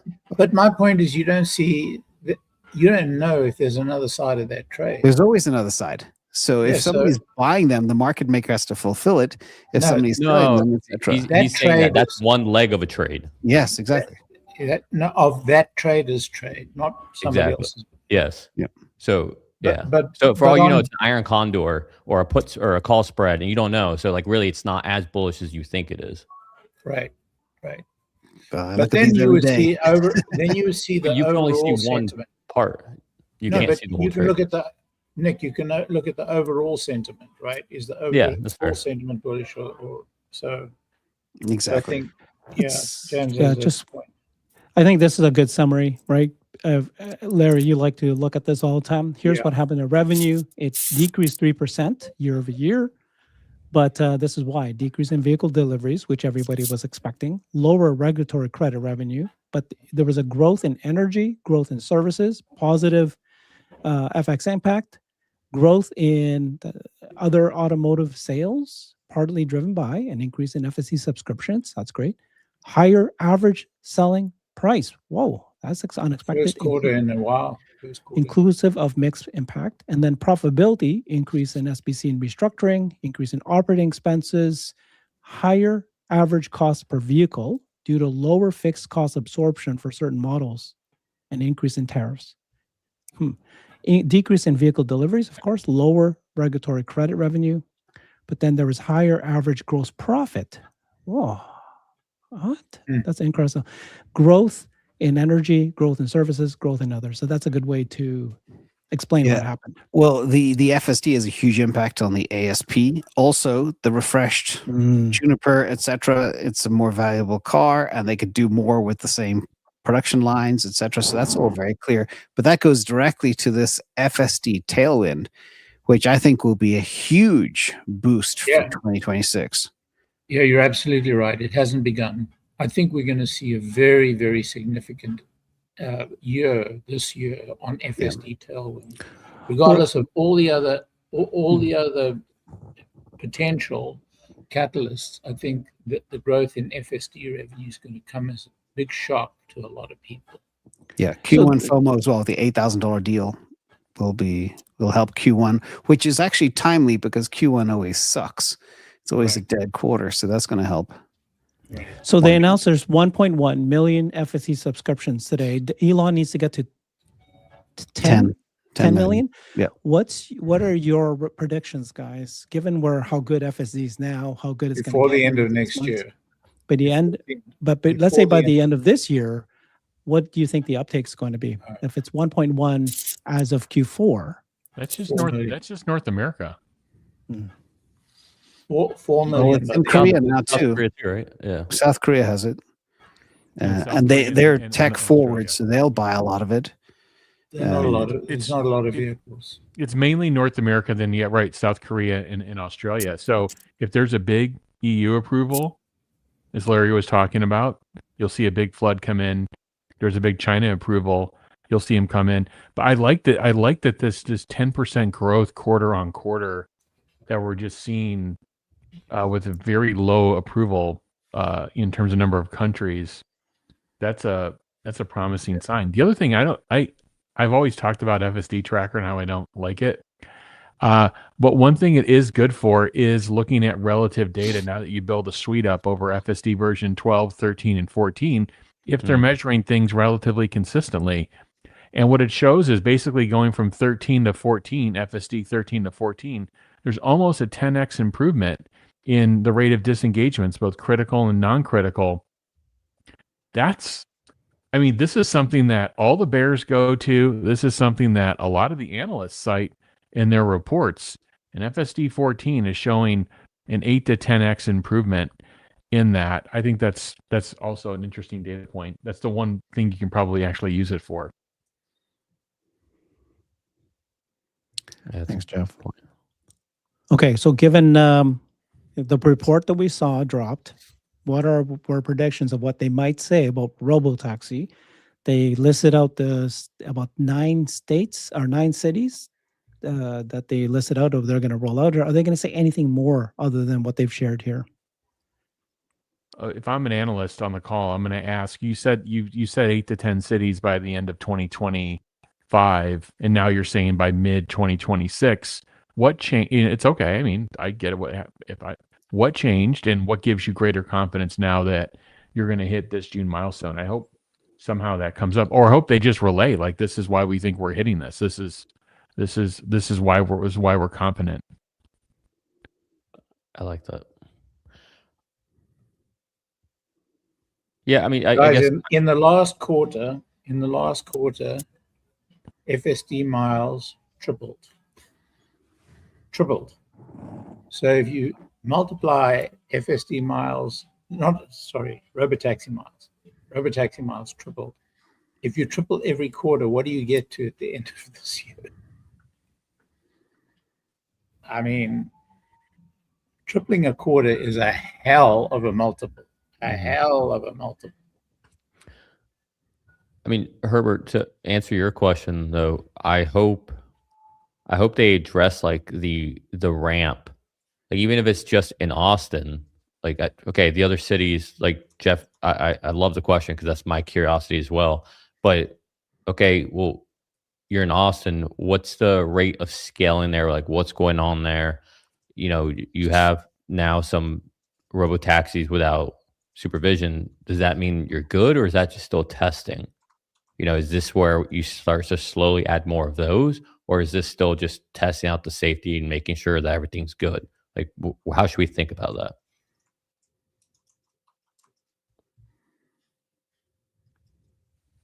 Yeah. Agreed.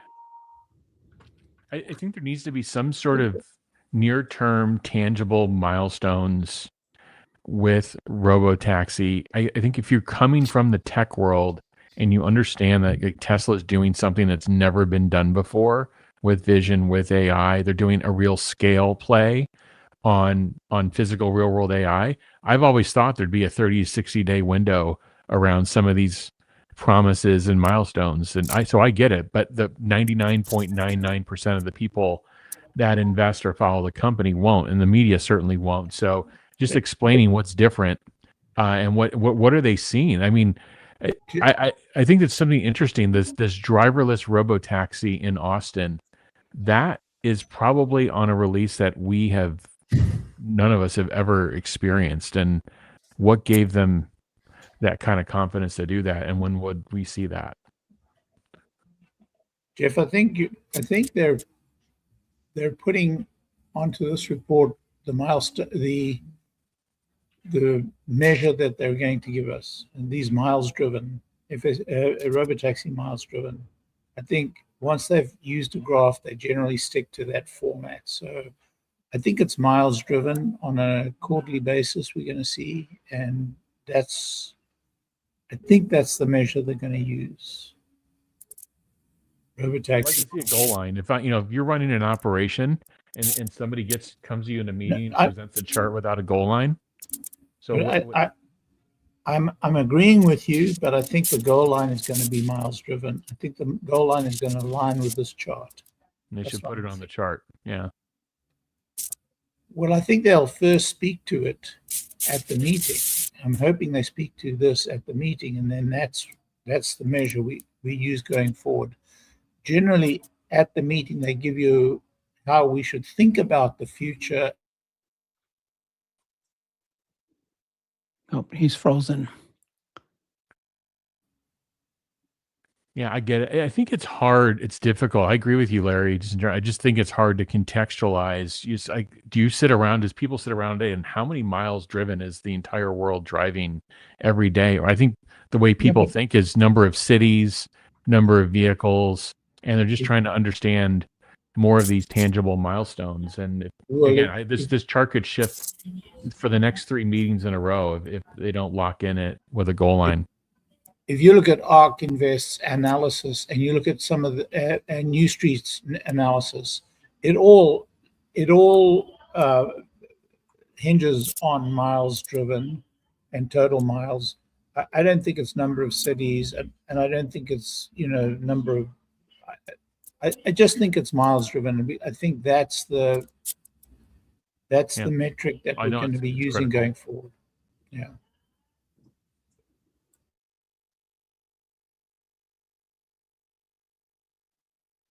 Hi, Cern.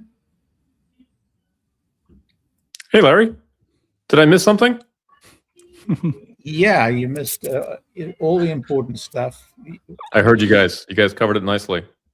CERN was in the lab making charts. Got a few charts for you. How do you feel about the XAI news? It's good. It's small. Does it move the needle? I don't know, but Technically, 2 billion with approximately 230 billion valuation is 1% of XAI. Yeah, which is kind of substantial. Sure. Yeah. It's not so much a needle mover for a $1.5 trillion company, but I get it. It's good. But it's a direction. It's a start. Yeah. I'm trying to get your slides out ready. You're on the hamster wheel, crunching numbers. I was. What do you think of the gross margin? That was impressive. Yeah, I've got some charts to cover that. That was surprising to me that it was so strong. Yeah. But FSD is pure margin and Megapack is high margin. And a lot of cars sold with the higher ASP, probably from bundling FSD, has probably driven a lot of that, would you say? ASPs went up and the cost to make a vehicle went down quite considerably, all things considered. So if you look at the revenues this quarter, if you just look at the red, which is autos, I believe it's the 11th highest quarter for the auto business. So nothing to write home about, right? If you were an auto analyst, you look at that and say, okay, we've had no growth for years. If you look at the total revenues of the company, right, all of the bars, all of the colors, which is energy, services, and other, plus the red credits in blue, it's the 6th highest quarter ever. Okay. And then Herbert, if we flip to the next line, next page, gross profit. Ooh, wow. It's the 4th highest gross profit in company history. Maybe tied for 4th. It's close to Q3 of 2022. I can't quite tell which one's higher, but it's in that range, 4th or 5th. Right. So certainly the other businesses are picking up some slack.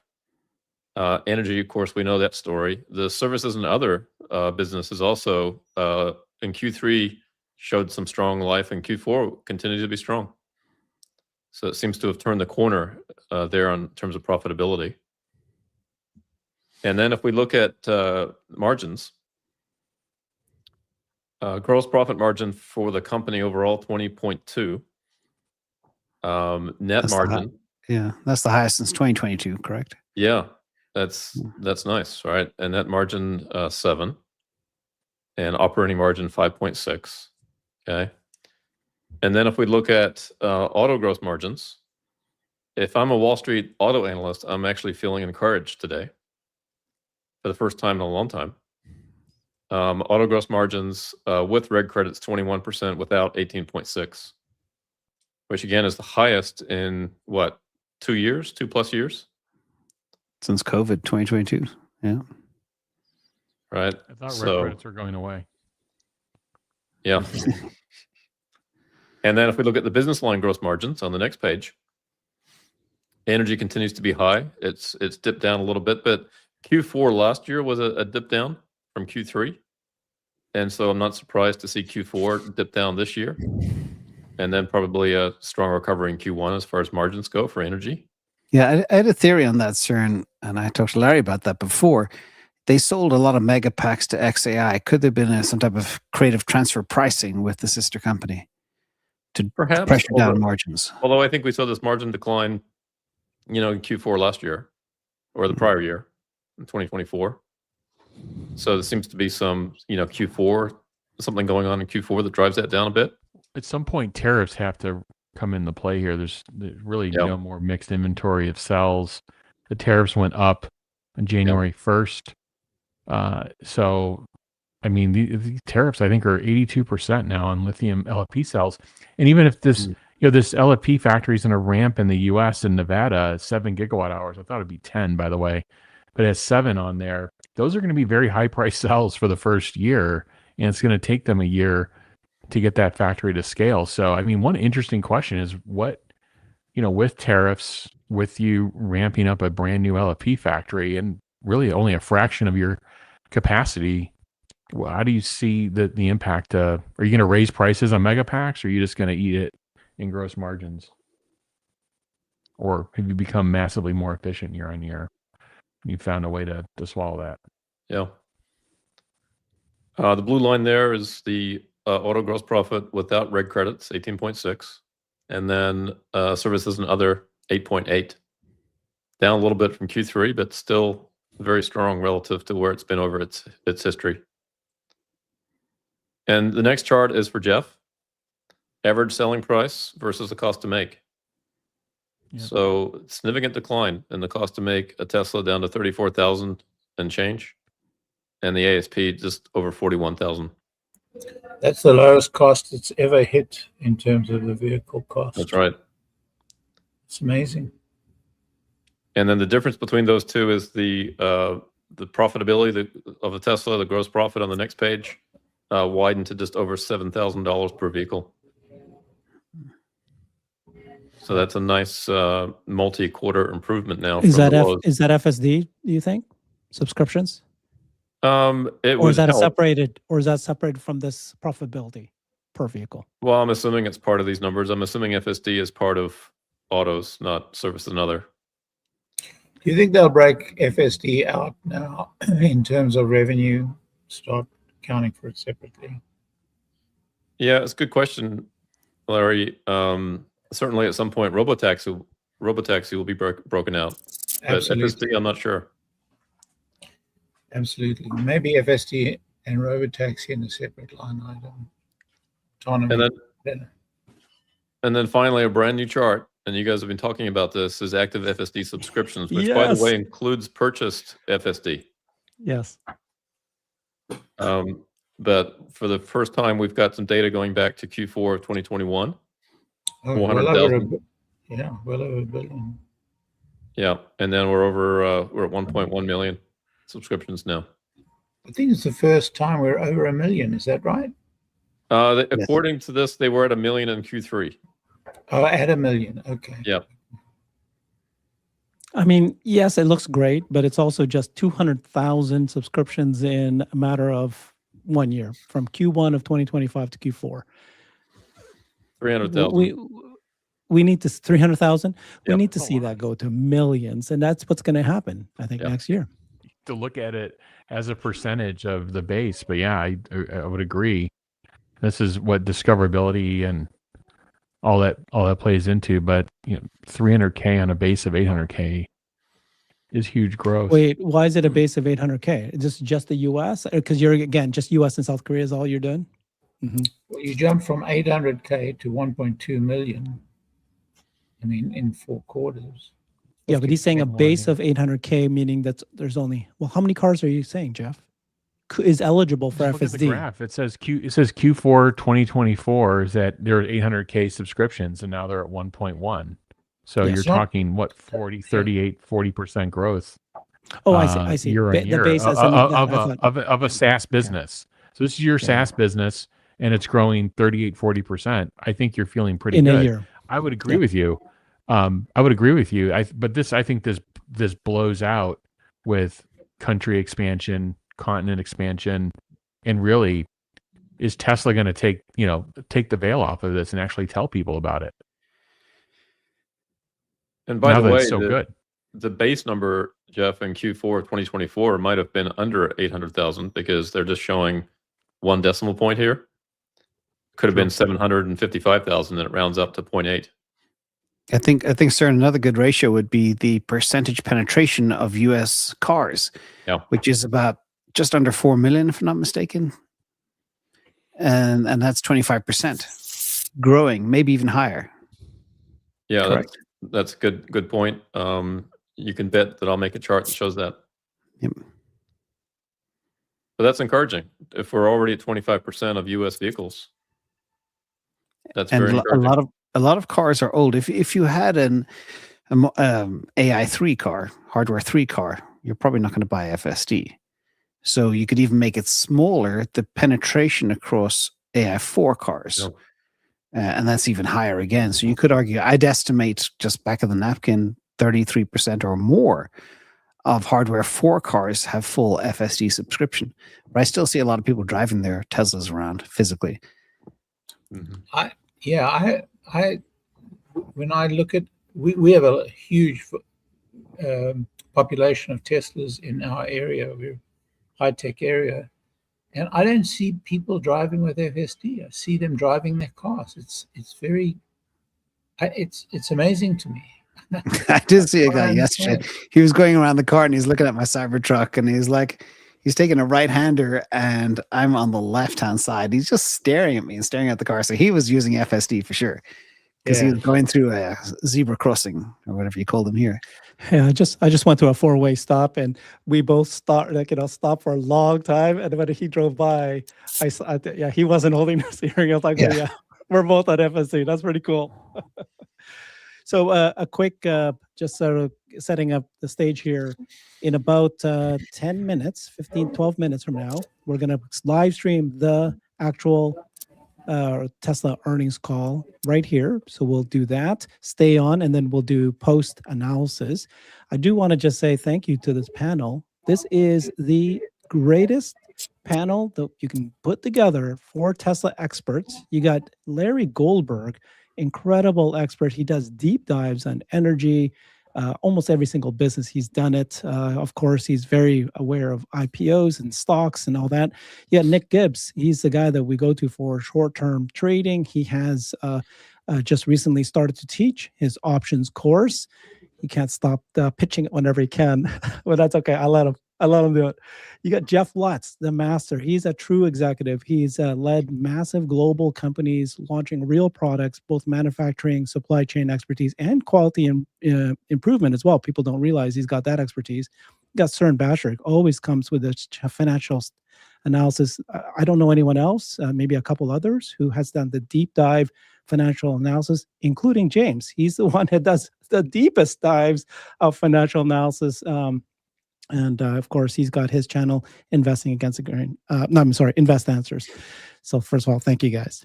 Appreciate you guys. And so if you're watching this, please like the channels. If you're watching it on James or any of our channels, and appreciate that you're doing that.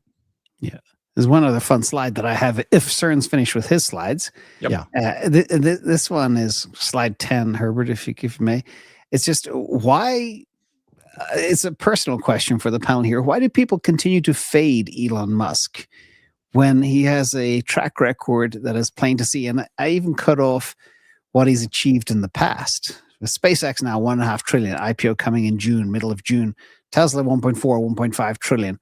3 trillion combined, those two little... And by the way, you could argue SpaceX is a side hustle. I don't know the true valuation of Boring Company or Neuralink, but Neuralink is soon going to bring sight to people. And talk about leaving a legacy of, forget all the other stuff, but helping people see again is massive. XAI, I don't know if it's 300 billion, 230 billion, 500 billion, but it's going to be worth $1 trillion soon. And then Twitter, of course, is part of XAI. But I'd like to ask, starting with you, Larry, first, why do people fade this person? And they have no faith. I think a lot of it has to do with the political divide in the country, people who are very strongly opposed, and there are a lot of them, and it's pretty, they're very, very, very angry at Elon, and they're very angry with Elon's side and I think that plays into it in a very big way. I think it has probably more to do than anything else.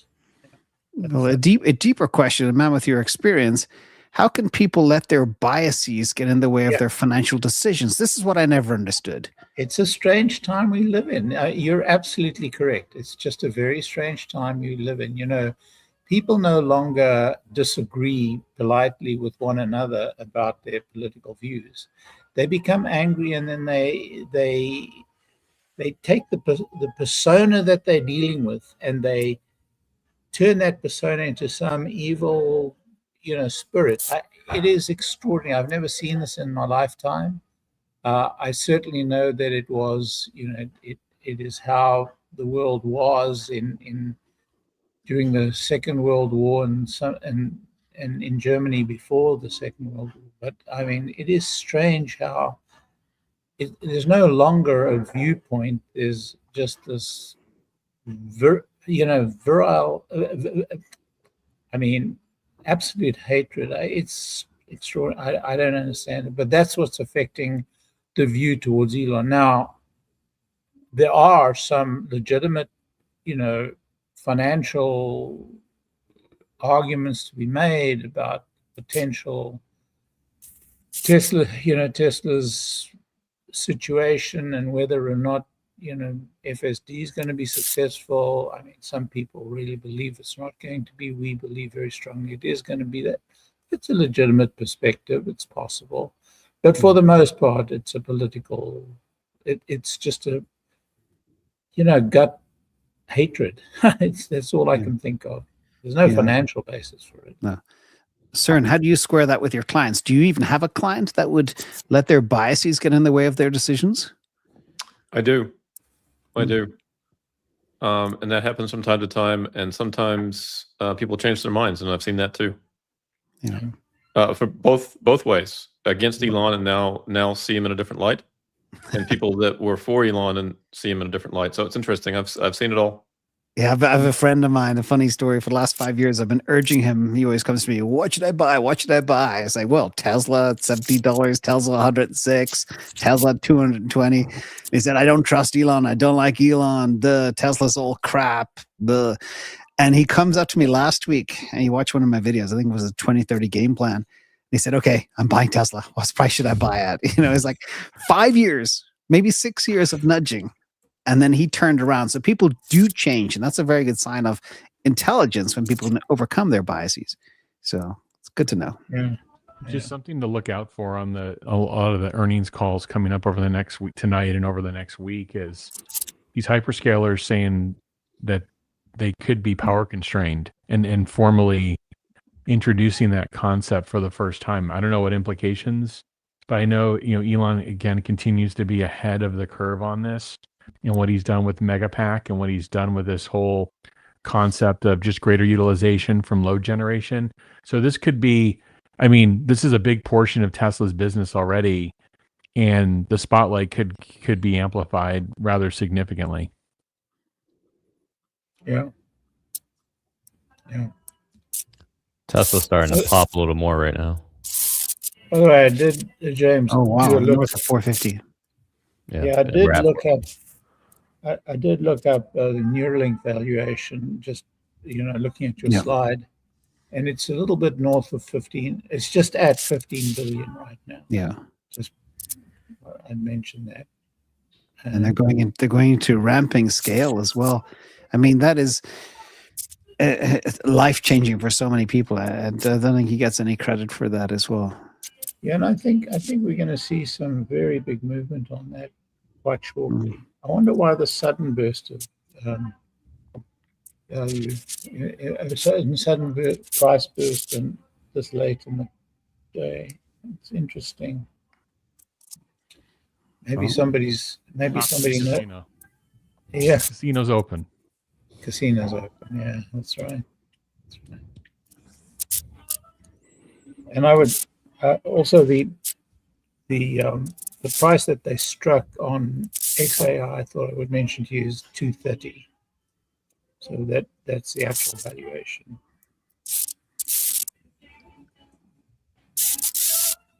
I hear a little. Yeah, someone's got feedback. I think it's Larry, maybe. I'm going to mute him. Nah, that's music I hear from Larry. No, I think it Okay, was you're right. him. Dare you, Larry? I sound like he had a rapper of like a candy. Okay. music. Can you guys hear the music? Yes. Okay. I'm going to turn down the music because you'll get...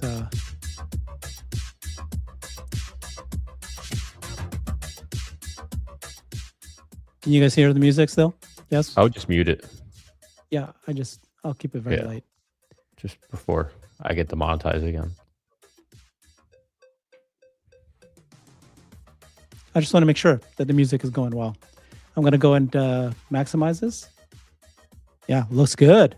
Okay, now all I need to do. We're all set. Woo! Hey, how many other car companies have quarterly earnings decks that look like this? Very true, sir. And this deck, as we discussed earlier, it appears to be built around the new comp plan, making it very easy for us to track. Yeah. It's really well designed. While I took my little break to eat my soup, I was flipping through it again. It really answers to a lot of questions we had in these previous quarters where we didn't have any numbers, and here we have them. I think that's really nicely designed, and you're right, it is designed to check where we are on the comp plan milestones. Perfect. Alexander, Yes. can I ask you to at least consider a little favor? Of With your course, what- immense influence and connections that you have inside Tesla, I is don't know, there but I a can try. way? Is there a way we can have the earnings call be more like how Palantir does it, where we can actually have a video earnings call, it seems kind of crazy that we are supposedly a huge Mag 7 company and we can't even. Palantir does it every earnings call. I mean, I don't want to spill the beans because there's nothing to spill yet. But there seems to be a real effort to help this retail community understand Tesla more and more underway. And like I said, I don't know anything concrete I could share. I would, you know how what a big mouth I am. As soon as I know, you'll all know it. But they are really working on giving us what we want. So I think we should put that on list. I have actually no idea how Palantir calls are done. Give me a quick rundown while we wait. You just go on YouTube and you watch them. That's it. No, I'm not going to. We barely can get these guys to use the proper mic, let alone a video. But we would love it if we, the Cyberbulls, could actually ask questions, not just the institutional analysts. We should have a spot there. And I know they've got the list, and I know we're going to go through that list, but let us get our chance to get in front as well. We're as equal, if not stronger, than the institutional analysts. That list has been, I believe, corrupted and taken over by others. I agree. And I think it does have a ponderation by number of shares you have. So it's not completely easy to influence, but I think there must be a better way of doing it. And like I said, they're working on stuff. I have nothing to report because I know nothing else, but at least they're signaling that they want to collaborate is not the right word, but work together. So often, whenever there's this impression that Elon's in a bad mood, like it's just like, I forget, what was the famous debate where it went from radio to TV? Was it JFK or whatever for the first time? And then all of a sudden that kind of like swung the whole, like just seeing someone in their mannerisms, like so much communication comes across through that. Like if you're just like, oh, he just looks tired, but he's in a good mood. You know, like that's. I agree. And I mean, on the other side, he hates talking to analysts, right? Yeah. So I think the starting position is not a favorable one. Now, if we can turn that he's actually talking to his beloved retail community, I mean, you know how he loves us and how he gives us whatever we want, right? I mean, I whatever I asked, we always got it. And whatever anybody else asked, they always got it. So I think if we can turn it into something more retail oriented, that will be great. But I'm going to look into the Palantir earnings call so I understand what you're talking about. I promise. Yep. Here. And then you can collect all the credit that you were the inspiration for it if you ever get it. No, I don't care about credit. I want a better earnings call. Like it's 2026. We shouldn't still have to just listen. I can tell you my most embarrassing moment in my Tesla life is, that I've been going on for a couple of quarters now that I can't understand the CFO, and his CFO should learn some English. And I mean, I was out there. And then in November, somebody tapped me on the shoulder and said, "It's me." And I was like, okay. Earth, open and swallow me, and please. And he goes, "Can you understand me now?" I said, "Yeah, I can. I'm so sorry." Oh, here we go. Quarter 2025 Q&A. There we go. Let's go. Good luck, everybody. Head of Investor Relations, and I'm joined today by Elon Musk, Vaibhav Taneja, and a number of other executives. Our Q4 results were announced at about 3 p.m. Central Time in the update deck we published at the same link as this webcast. During this call, we will discuss our business outlook and make forward-looking statements. These comments are based on our predictions and expectations as of today. Actual events or results could differ materially due to a number of risks and uncertainties, including those mentioned in our most recent filings with the SEC. During the question and answer portion of today's call, please limit yourself to one question and one follow-up. Please use the raise hand button to join the question queue. Before we jump into Q&A, Elon has some opening remarks. Elon? Thanks, Travis. So we've updated the Tesla mission to Amazing Abundance, and this is intended to send a message of optimism about the future. I think we're most likely headed to an exciting, amazing era of abundance, and I think with the advent or with the continued growth of AI and robotics, I think we actually are headed to a future of universal high income, not universal basic income, but universal high income. I mean, there's going to be a lot of change along the way, but that is what I see as the most likely outcome. So I think that's that it makes sense to update Tesla's mission to reflect that goal. And obviously along that way, we're going to keep improving safety, driving down the cost of goods, and getting people access to anything they need without compromise, and still making sure that the environment is great, nature is great, and people can have whatever they want, which seems like probably the best future. I'm open to other ideas, but that sounds like it sounds like if you could say what is the best future you could possibly imagine, I guess it would be that everyone can have whatever they want, including amazing medical care, but we still keep the beauty of nature and Earth. I think that's probably the best outcome, and we're seeing obviously the first steps along that way this year for Tesla. First major steps as we increase vehicle autonomy and begin to produce Optimus robots at scale. We're making very, very big investments. So this is going to be a very big CapEx year, as Vaibhav will get into. That is deliberate because we're making big investments for an epic future. So I think all these investments make a lot of sense. We'll continue to make sure that when we do spend capital, it is spent very efficiently. But it's a lot of things. Major investments in batteries and the entire supply chain for batteries. We're also going to be significant manufacturers of solar cells, and we're making massive investments in AI chips. So, but I think these all make a ton of strategic sense, and then I guess I have like one, I guess it's not exactly bad news, but it's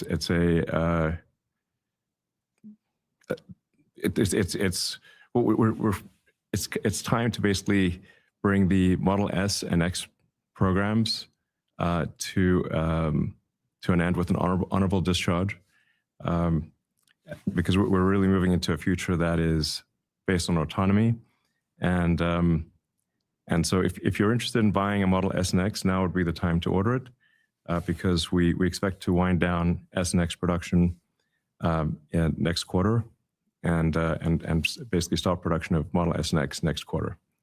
We'll obviously continue to support the Model S and X programs for as long as people have the vehicles, but we're going to take the Model S and X production space in our Fremont factory and convert that into an Optimus factory, which will, with the long-term goal of having 1 million units a year of Optimus robots in the current SX space in Fremont. So that is slightly sad, but it is time to bring the SX programs to an end and shift. Really, it's part of our overall shift to an autonomous future. As my profile picture on X said for a few months there, the future is autonomous.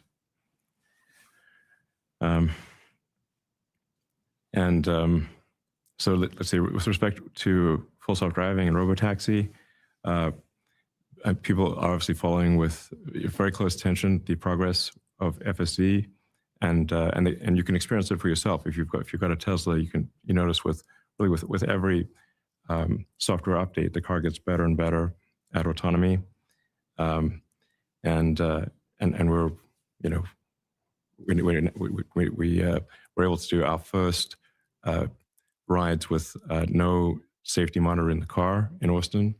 These are paid rides, so these are just sort of randomly selected paid rides with no safety monitor, and we're,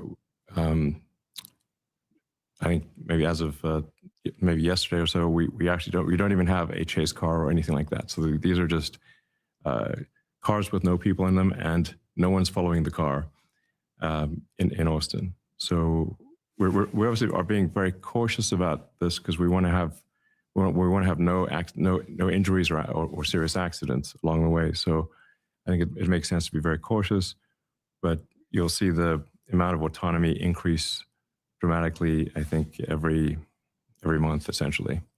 So, and then there will also be an opportunity, something we've talked about for a long time, for existing owners of Teslas to add or subtract their cars to the fleet, kind of like how Airbnb works, where you can add or subtract your house to the Airbnb inventory. And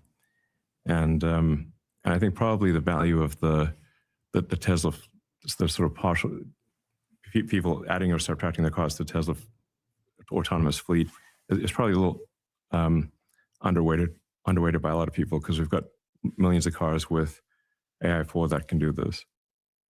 So, so it's that it might potentially, I think it will provide an opportunity for a lot of customers to earn more by lending their car to the fleet than their lease cost to Tesla. Yeah, which is it's kind of like you get in that scenario, you basically get paid to own a Tesla. It's quite a good scenario. And we expect to have fully autonomous vehicles in probably, I don't know, somewhere between a quarter and half of the United States by the end of the year, pending regulatory approval. A big factor would be if there's some kind of federal preemption for autonomous vehicles. In the absence of that, you kind of have to go on a city by city or state by state basis. But nonetheless, we even if it is city by city, state by state, we expect to be in, I don't know, dozens of cities, dozens of major cities by the end of the year. With respect to energy, the Tesla energy team has done incredible work, and the growth rate on that is continuing to be very strong, and we're building more manufacturing capacity, and expect that and energy will have very high growth for really as far into the future as we can imagine. The solar opportunity is underestimated. We think the best way to add significant capability to the grid is, or not to the grid, let's say it's powering AI data centers, is solar and batteries on Earth and solar in space. So that's why we're going to work towards getting 100 gigawatts a year of solar cell production, integrating across the entire supply chain from raw materials all the way to finished solar panels. Maybe a bit more about Optimus. We'll probably unveil Optimus 3 in a few months. And I think it's going to be quite surprising to people. It's an incredibly capable robot. And as I mentioned, we're replacing the SX line in Fremont with a million unit per year line of Optimus. Now, because it is a completely new supply chain, there's really nothing from the existing supply chain that exists in Optimus. Everything is designed from physics first principles. So that means the normal S-curve of manufacturing ramp will be longer for Optimus than it is for products that have at least some portion of an existing supply chain.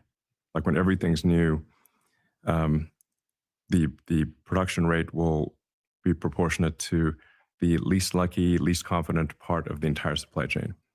And if there's 10,000 things that need to go right, it's, it only takes one to be slow to lag that. But so it will be sort of a stretched out S-curve, but I'm confident that we'll get to 1 million units a year of in Fremont of Optimus 3. And this Optimus really will be a general purpose robot that can learn by observing human behavior. So you can like demonstrate a task or literally verbally describe a task or show it a task, even show it a video, and it will be able to do that task. So it's going to be a very capable robot.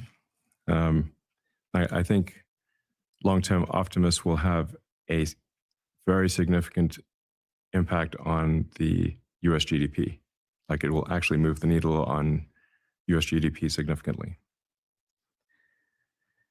So in conclusion, there's still obviously many who doubt our ambitions for creating amazing abundance, but we're confident it can be done, and that we're making the right moves technologically to ensure that it does. And Tesla's obviously never been a company to shy away from solving some of the hardest problems. It's I think that's kind of how you build value in a company, is you solve hard problems. It's like, I don't know how you create value by solving easy problems. So there's a lot of hard problems that the Tesla team is going to solve, but it's an incredibly talented, hardworking team. And I'd like to thank actually everyone at Tesla for their incredible hard work. And it's an honor to work with such a talented group. So thank you to everyone who is supporting this mission. The future is more exciting than you can imagine. Fantastic. Thank you so much, Elon. And next we have some remarks from Vaibhav. Go ahead. Thanks, Travis. So Q4 25 was an interesting quarter in a couple of respects. On the autos front, while in Q3 we saw a surge in US demand before the IRA consumer credit cliff, pulling in some demand from Q4. In other parts of the world, we saw increase in demand leading to record deliveries in smaller countries like Malaysia, Norway, Poland, Saudi Arabia, and Taiwan, while continued strength in the rest of APAC and EMEA. We therefore ended 2025 with a bigger backlog than in recent years. Note that none of these countries have the latest version of FSD supervised available yet. On the storage front, we hit yet another record in terms of deployments. I would like to thank our customers and Tesla in continuing this momentum. On the automotive margins front, automotive margins excluding credits improved sequentially from 15.4 to 17.9%. The automotive gross profit was flat sequentially despite 16% lower deliveries, primarily due to regional mix as we had proportionately more deliveries in APAC and EMEA. As we look to 2026, with the progress that has been made with autonomy, our focus is on ramping production at all our factories. Our biggest constraint globally continues to be on the battery pack front. While our teams have been creative in trying to resolve the situation by now putting 4680 cells in non-structural packs, we continue to iterate, improving things from here on. FSD adoption continued to improve in the quarter, reaching nearly 1.1 million paid customers globally. Of these, nearly 70% were upfront purchases. It is important to note that beginning this quarter, we are transitioning fully to a subscription-based model for FSD. Therefore, net additions to this figure will primarily be via subscription model, and in the short term will impact automotive margins. On the energy front, we achieved yet another record in terms of gross profit for the quarter and ended the year with nearly $12.8 billion in revenue, a 26.6% year-over-year growth. This was the result of high deployments in all regions and continued strength in demand for both Megapack and Powerwall. As we look at 2026, our backlog remains strong, well diversified globally, and we expect increasing deployments with the launch of Megapack 3 and Megablock. However, we expect margin compression from the increased low-cost competition, impacts to market from policy uncertainty, and the cost of tariffs. Services and others margin declined from 10.5% to 8.8%, primarily from higher employee-related costs for service centers as we start preparing for the ramp in activity from the growth in the fleet size.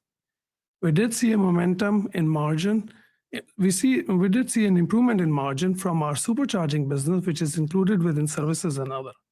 Additionally, note that our robotaxi business related costs, while not material, are also included within this.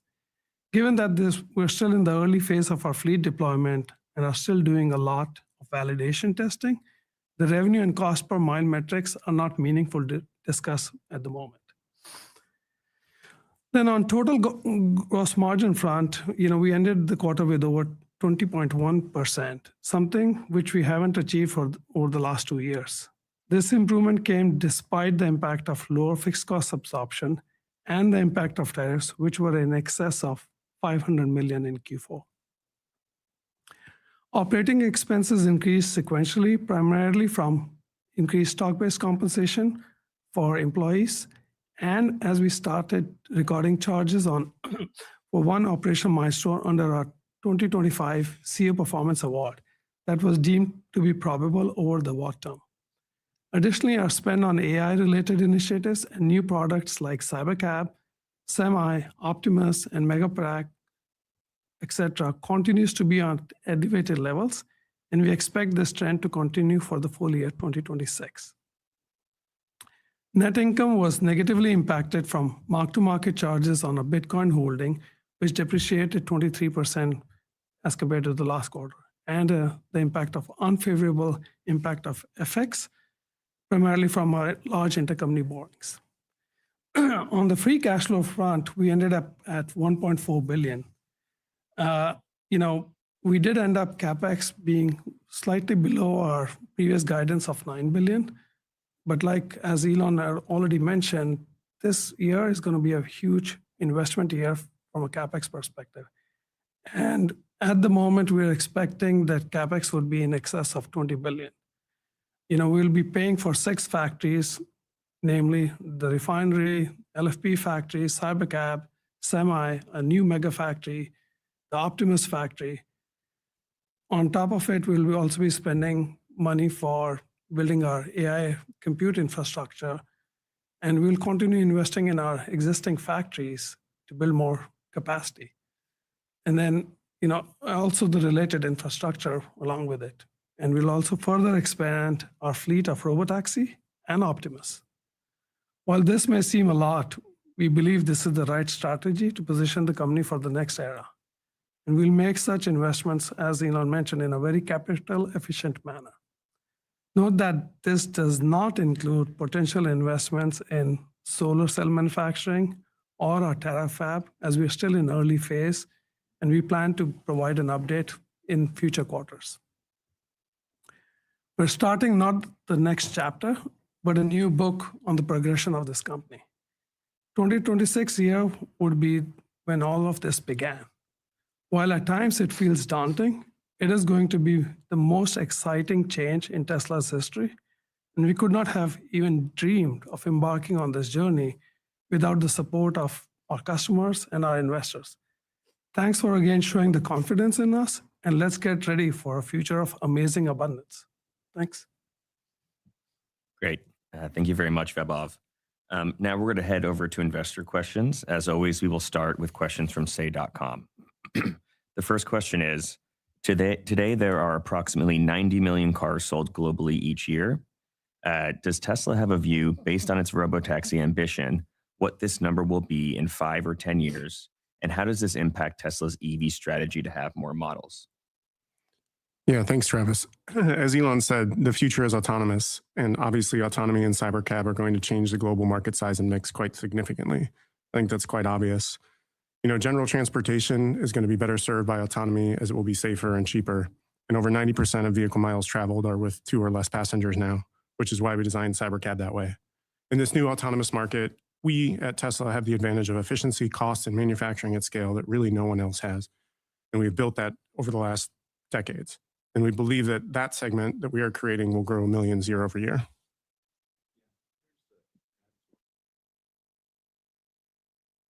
Just to add to what Lars said there, it's with the point that Lars made, which is that 90% of miles driven are with 1 or 2 passengers, or one or two occupants, essentially, is a very important one, because that implies that the cybercab, which is a dedicated, two-seater dedicated robotaxi. It's a little confusing with the terms robotaxi and cybercab. Sorry about the confusion, but and in fact, in some states, we're not allowed to use the word cab or taxi, so it's going to get even more strange. It's going to be like cyber vehicle or something, cyber car. But the cybercab, which is a specific vehicle model that we're making, does not have a steering wheel or pedals. So this is clearly, there's no fallback mechanism here. It's like this car either drives itself or it does not drive. And we expect to start production in April. As always, it's an S curve of the production rate is an S curve. So it starts off very slowly and then grows exponentially. Then you hit the linear, and then ultimately, it asymptotes at whatever your target volume is. So, but we would expect over time to make far more cybercabs than all of our other vehicles combined. Given that 90% of distance driven or distance traveled, exactly, no longer driving, is one or two people. I think it's like 80% is just one. So it would mean that long-term cybercab would make several times more cybercabs per year than all of our other vehicles combined. Great. Thank you so much. The next question, a bit related. Are there still plans to launch new models to address different price segments and vehicle types, which could materially expand the TAM for Tesla? Yeah. To further on what we were just talking about, we've launched our least expensive models ever over the last few months and are continuing to expand those models globally. And over the last decade, we have continually brought down the cost of our vehicles without sacrificing range, performance, or premiumness. And we'll continue to do that, as Vaibhav said, investing in our factories. But these are all trade-offs of where we spend our time or money. And to Elon's point just now, with Cybercab coming, we are aiming to bring that Tesla premium ride experience to our largest market yet. That could be 5 or 10 times our current levels of production. This new autonomous market, you have to start thinking about us as moving to providing transportation as a service more than the total addressable market for the purchased vehicles alone. And of course, we do have plans to have robotaxis in various shapes and sizes, but obviously Cybercab will be the grand majority of that volume. Yeah, the vast majority of miles traveled will be autonomous in the future. I would say probably less than, I'm just guessing, but probably less than 5% of miles driven will be where somebody's actually driving the car themselves in the future, maybe as low as 1%. Great. The next question is, historically, Tesla has spoken about gross margin per model. Are there standalone gross margin targets for the current models, excluding the benefits for FSD sales? We've talked about this with the previous two questions, but transportation, as we know, is changing. And I think we cannot keep applying the same framework from a car sales model to the future, what we are trying to do. So it has to be looked at it more holistically. Autonomy software will be the driver for growth from now on. And as we aim to maximize the global fleet, we've been laser focused on COGS from our side to make sure, because that is something which we manage. So we will keep focusing on that, but I think we need to look at it from a different dimension. Yeah, like this Cybercab, the whole design of Cybercab was to optimize the fully considered cost per mile of autonomous driving. And it's a different design problem than if you're trying to design cars for people who will be driving versus being driven. So Cybercab is, like I said, super optimized for minimum cost per mile and also for a much higher duty cycle. So it would expect Cybercab to be used, probably 50 or 60 hours a week instead of the 10 or 11 hours a week that a driven vehicle is used. So typically people might drive their car for an hour and a half a day on average, so it's like 10 hours per week out of 168. I think an autonomous vehicle is likely to be used probably 5 times as often, which means that you need to design the vehicle for a much more wear and tear per unit time, and much more resilience. It's more like a commercial truck. That's in continuous operation or close to continuous operation is how you design an autonomous vehicle. And so we will have larger vehicles in the Cybercab in the future that are designed for full autonomy. And we've actually shown pictures of this, and in fact have shown prototypes. So this is not exactly a secret. In fact, we've given people rides in them. So, we're not keeping this hiding this light under a bushel here. It's like we're literally saying what we're going to do and have said what we're going to do for a while. I think long term we would really the only vehicles that we'll make will be autonomous vehicles, with the exception of the next generation Roadster, which we're hoping to debut in April. Hopefully, it's going to be something out of this world. Fantastic. The next question we unfortunately have to skip because it's not related to Tesla, and we would like to remind folks who use the Say platform to please focus these questions on Tesla. So with that in mind, we're going to move on to the next question, which is, what is the current bottleneck to increased robotaxi deployment and personal use unsupervised FSD? The safety and performance of the most recent models. Is it the safety and performance of the most recent models, or is it people to monitor the robotaxis in car or remotely, or is there some other blocker? I don't know, Ashok, if you want to kick off on this one. Yeah, we have scaled the Robotaxi service that's available to customers over the last year in order to just learn the scaling problems without having to wait for the unsupervised. Basically, two goals. One is learn as much as possible from the fleet with the safety monitors, and secondly, be laser focused with the engineering team to solve the unsupervised FSD problem. I think we did both. By the end of last year, we had a long tail of issues that we were able to churn through, and then in the last couple of weeks, we had started our unsupervised robotaxi service to public customers in Austin. I think some customers took rides last week, and also the service continues today without any rear car or something like that. Separately, we did scale the fleet size in the Bay Area and in Austin, and through that we learned issues with charging and other issues that we would have seen once we scale the unsupervised fleet. So both are happening in parallel. A variant of the software that's used for the robotaxi service was shipped to customers with V14, and customers saw a huge jump in performance, a lot of happy feedback from customers. And since then, we have improved the software significantly as well. And customers will continue to see with their own software releases that the software is so good that they're screaming to remove the driver monitoring software because they're bored inside the car too much.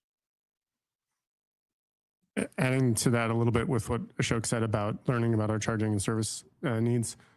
We're using our vast network of charging and service centers that really only Tesla has in this space to jumpstart our infrastructure build-out needs to get ahead of robotaxi and autonomous vehicle demand. And we expect that because of this network, we are the only company capable of scaling at the rate that is needed for the tsunami of autonomy that is coming. Yeah. Great. Moving on to the next question. After the unveil of the Cybertruck, Elon stated that if it didn't sell well, Tesla would build a more conventional looking pickup. How practical would it be to create this new design on the Cybertruck architecture, and could it be conveniently built on the existing production lines? Actually, in its segment, Cybertruck continues to be a leader and is selling more than any other electric truck out there, while our competition continues to pull back. But to the question itself, from a line standpoint, we always design our lines to be super flexible. We built 3 and Y on the same line. We built S and X on the same line still, showing that we can do that. The Cybertruck line was designed in the same way and is one of our most fully ready for autonomy platforms. Yeah. But yeah, we will transition the Cybertruck line to just a fully autonomous line. And there's obviously market there for cargo delivery, like you say, like localized cargo delivery within within a city, within a few hundred miles, something like that. There's a lot of cargo that needs to move locally within a city, and an autonomous Cybertruck could be very useful for that. Great. Moving on to the next question. Regarding Optimus, could you share the current number of units deployed in Tesla factories and actively performing production tasks? What specific roles or operations are they handling, and how has their integration impacted factory efficiency or output? Yeah, I mean, we're still very much at the early stages of Optimus. It's an R&D, still in the R&D phase.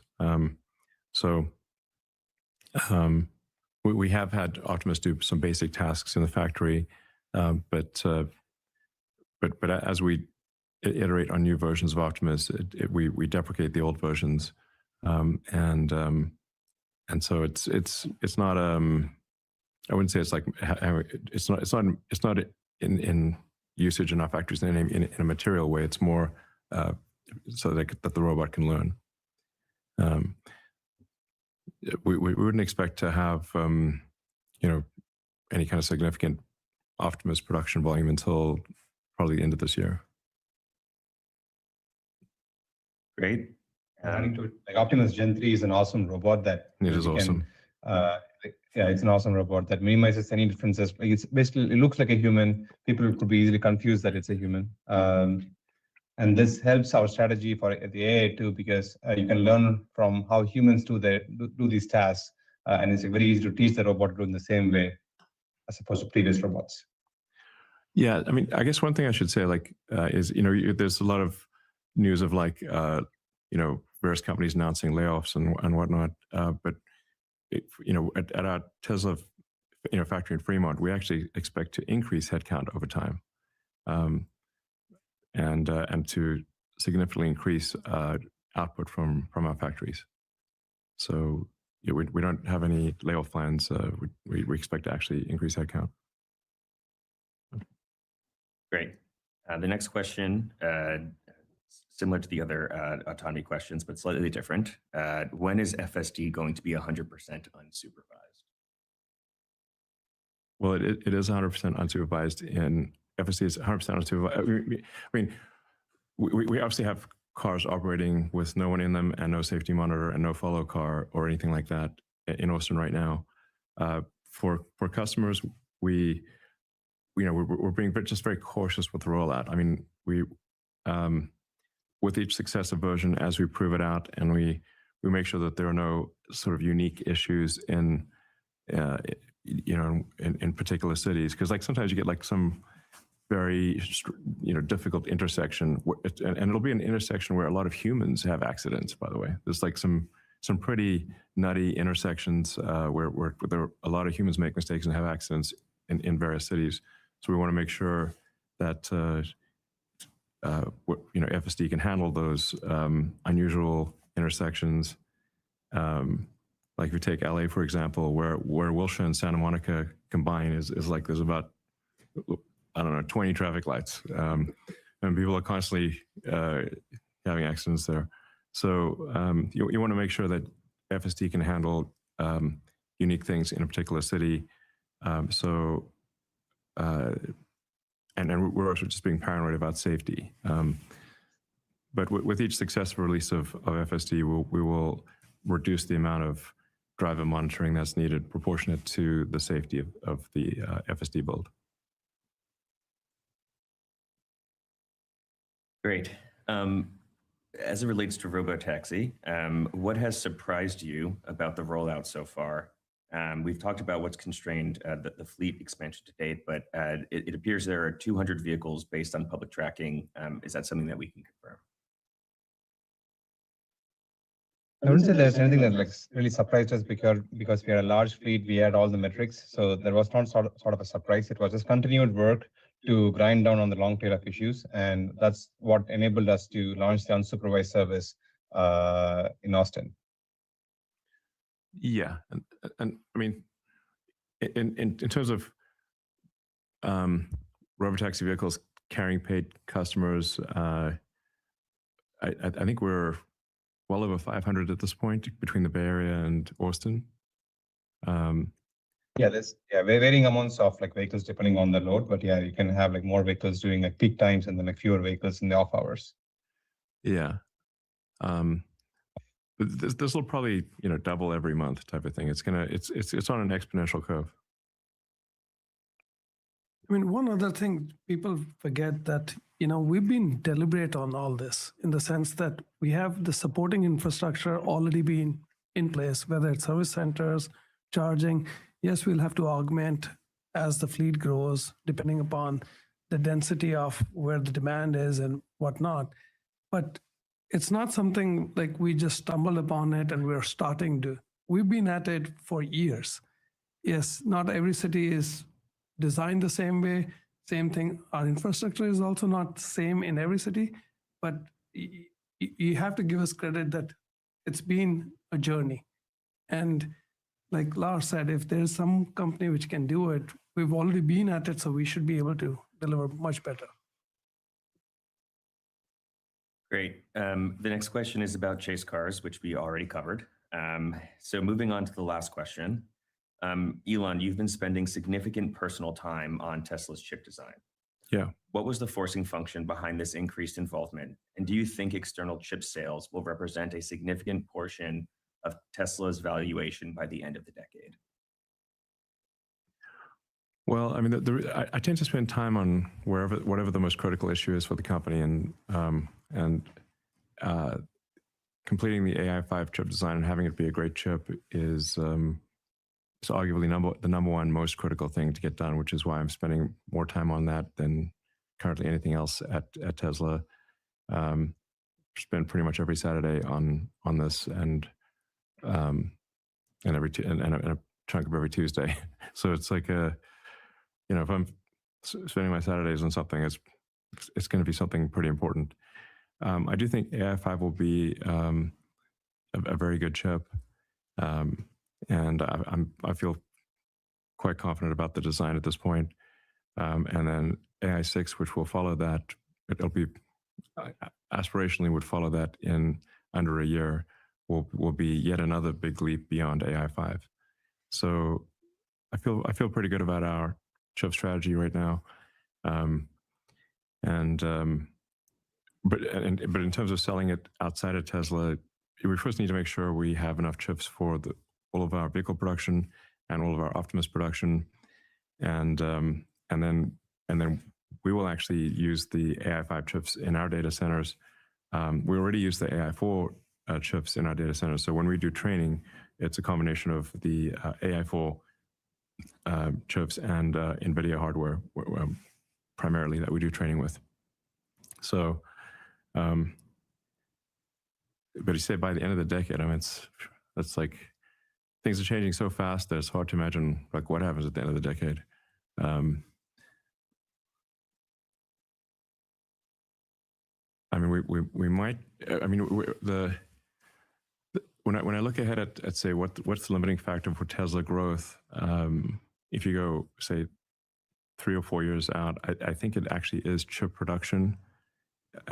Is there enough AI logic and enough AI and enough memory, enough RAM for our volume, and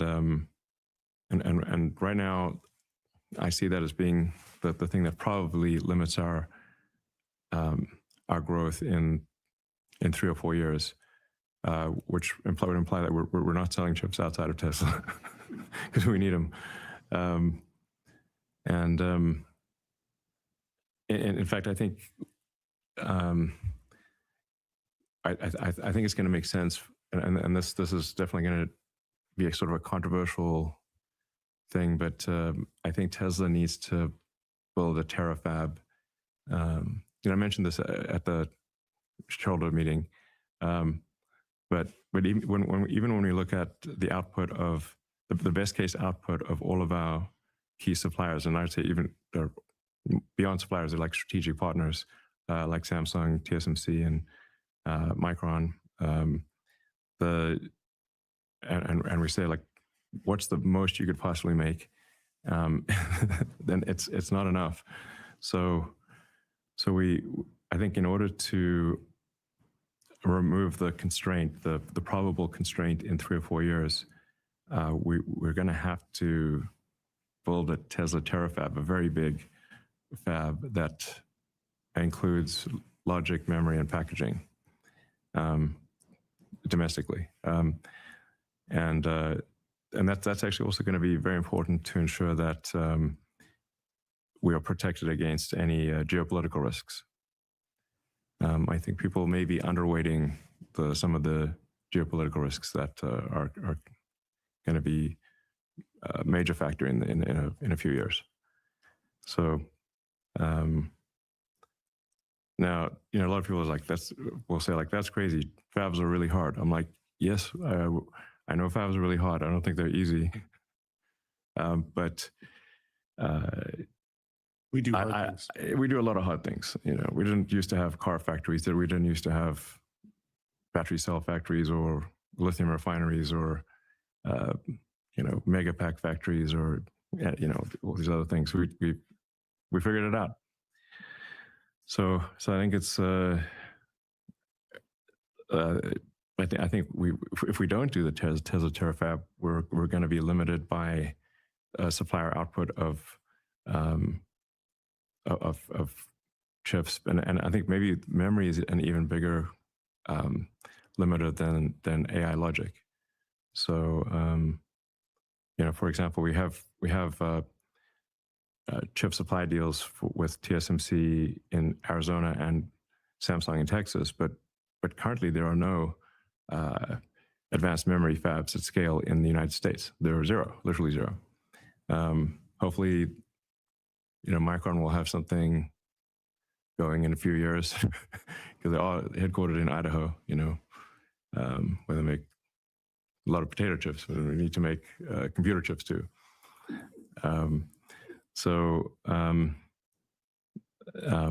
Anyway, we're working with our strategic partners on the chip front, memory and logic.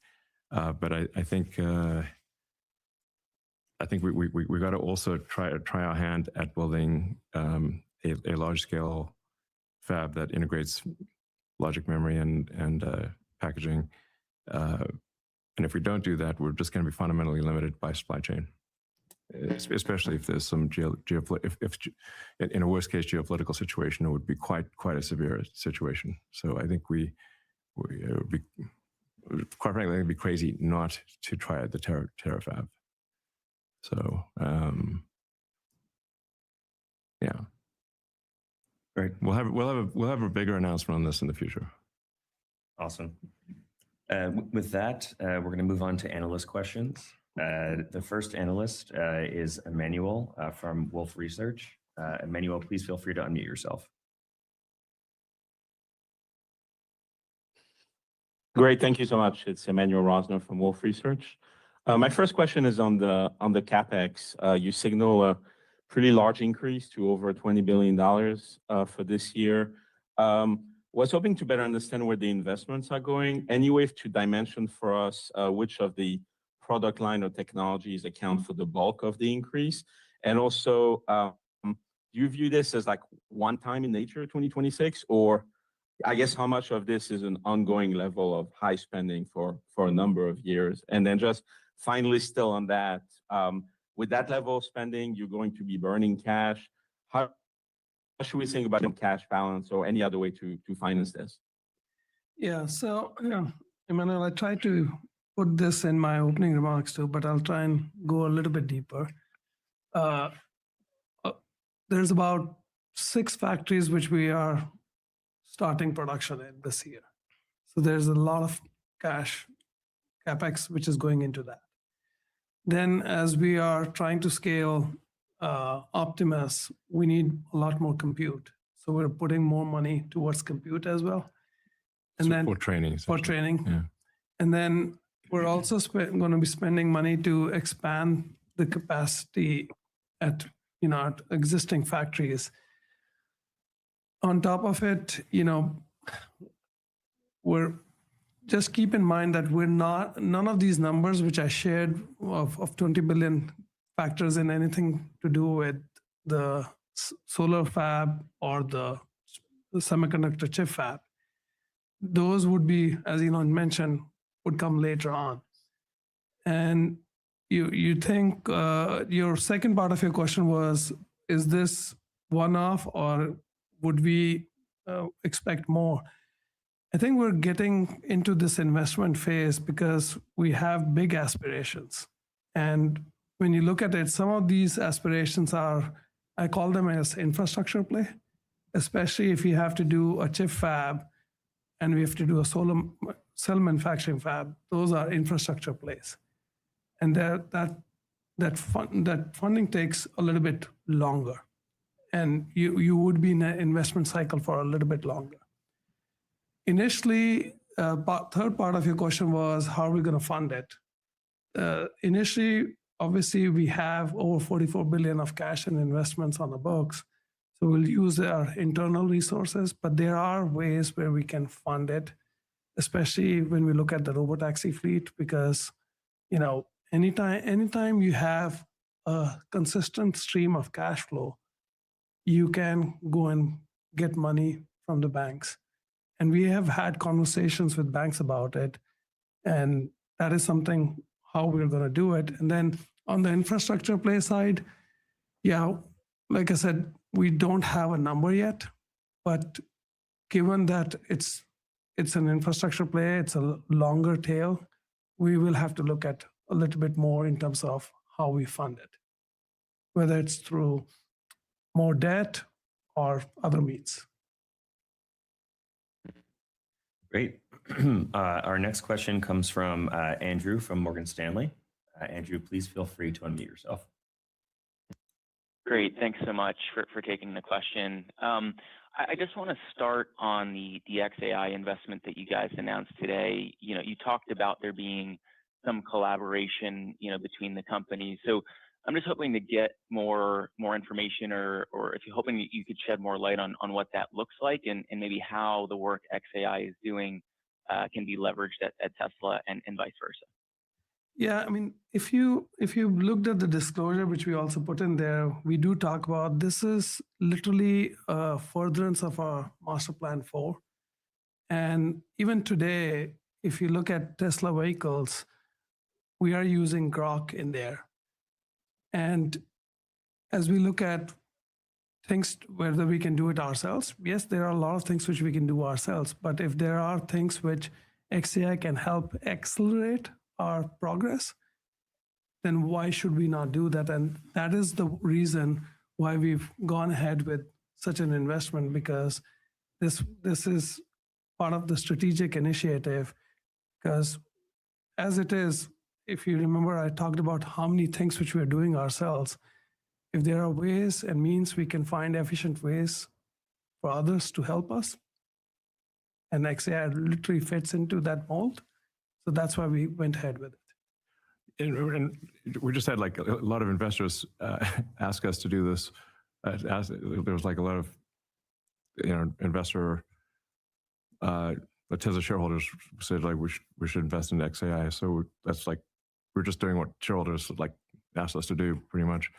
But Grok will be I think very helpful in say maximizing the efficiency of the management of a large autonomous fleet. So I mean, if you've got an autonomous fleet that's in the future 10 million vehicles or tens of millions of vehicles, then optimizing the efficient use of that fleet, Grok will be I think way better than any heuristic solution or sort of manually managed solution. And if you say you're managing say a large team of Optimus robots to build a factory or build a refinery, and say a rare hypothetical, like this is a hypothetical example, a rare earth ore refinery, which we do desperately need in America. Then you say, well, what's going to organize the Optimus robots to build that ore refinery? That would you need an orchestra conductor, and so then Grok would be kind of the orchestra conductor for the Optimus robots to build the hypothetically and it might not be hypothetical in the future. I'm just saying it's not currently on our plans, but we do need a lot more ore refining capacity in the U.S. So then what's going to manage, let's say 1,000 Optimus robots to do?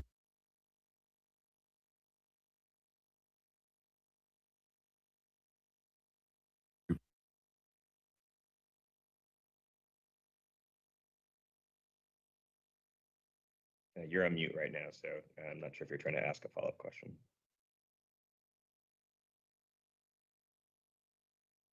Ready. We're going to move on to the next question, which is coming from Dan Levi at Barclays.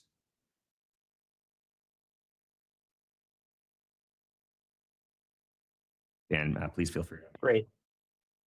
Great. Thank you. Elon, you talked about some of the constraints on memory. Given the very tight supply, are there any near-term constraints on procuring memory? And if there are, to what extent could you look at modifying the functionality in the vehicle, similar to what you did in 21 when we saw shortages on MCUs? And maybe how are you thinking about bridging in the next few years? Well, the Tesla AI is very compute efficient and very memory efficient. So I think one of the metrics one should consider for any given AI model is the intelligence per gigabyte, especially when you're constrained on RAM. Having an AI that has very high intelligence density per gigabyte. So you can say like for a given number of gigabytes, how much functionality can you get out of it? I actually think Tesla is ahead of the rest of the world in intelligence density of AI by an order of magnitude or more.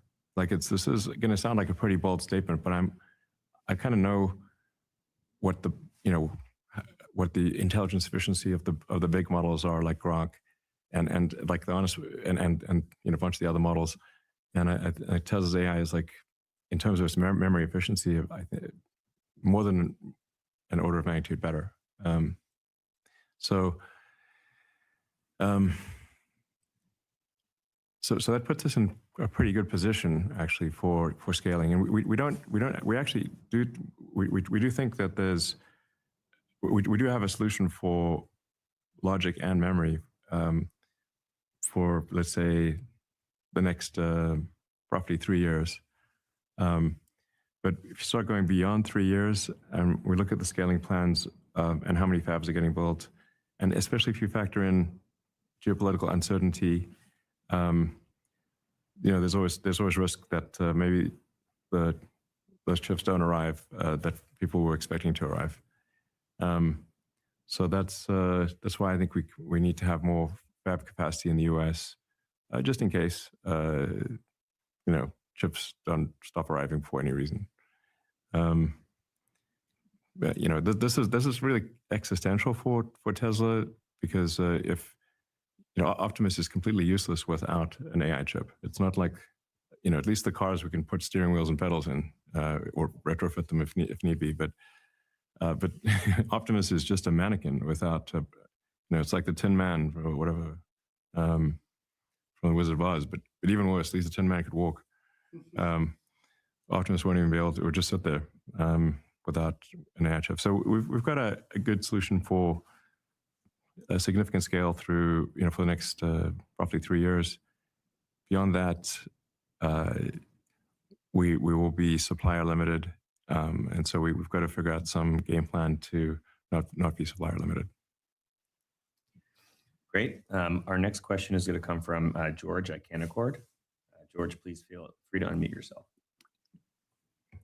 Hi, everyone. Thank you for taking my question. So there's been a surge of startups, particularly from China, entering the humanoid market, and wondering what the long-term competitive advantages that keep Tesla ahead are, and how, based on what you've seen, will Optimus fundamentally differ from these competitors? Thank you.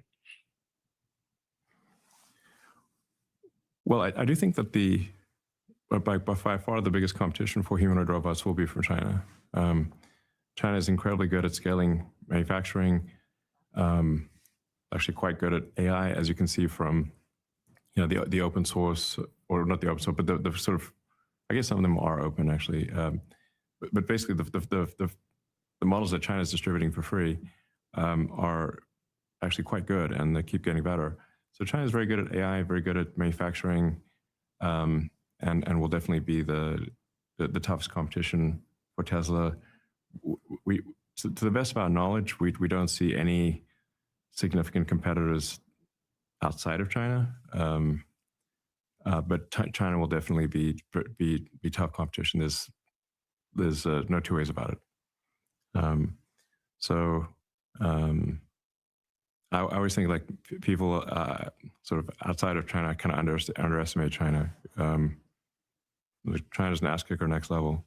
So, I guess, we're going to build. We think Optimus will be much more capable than any robot that we are aware of under development in China.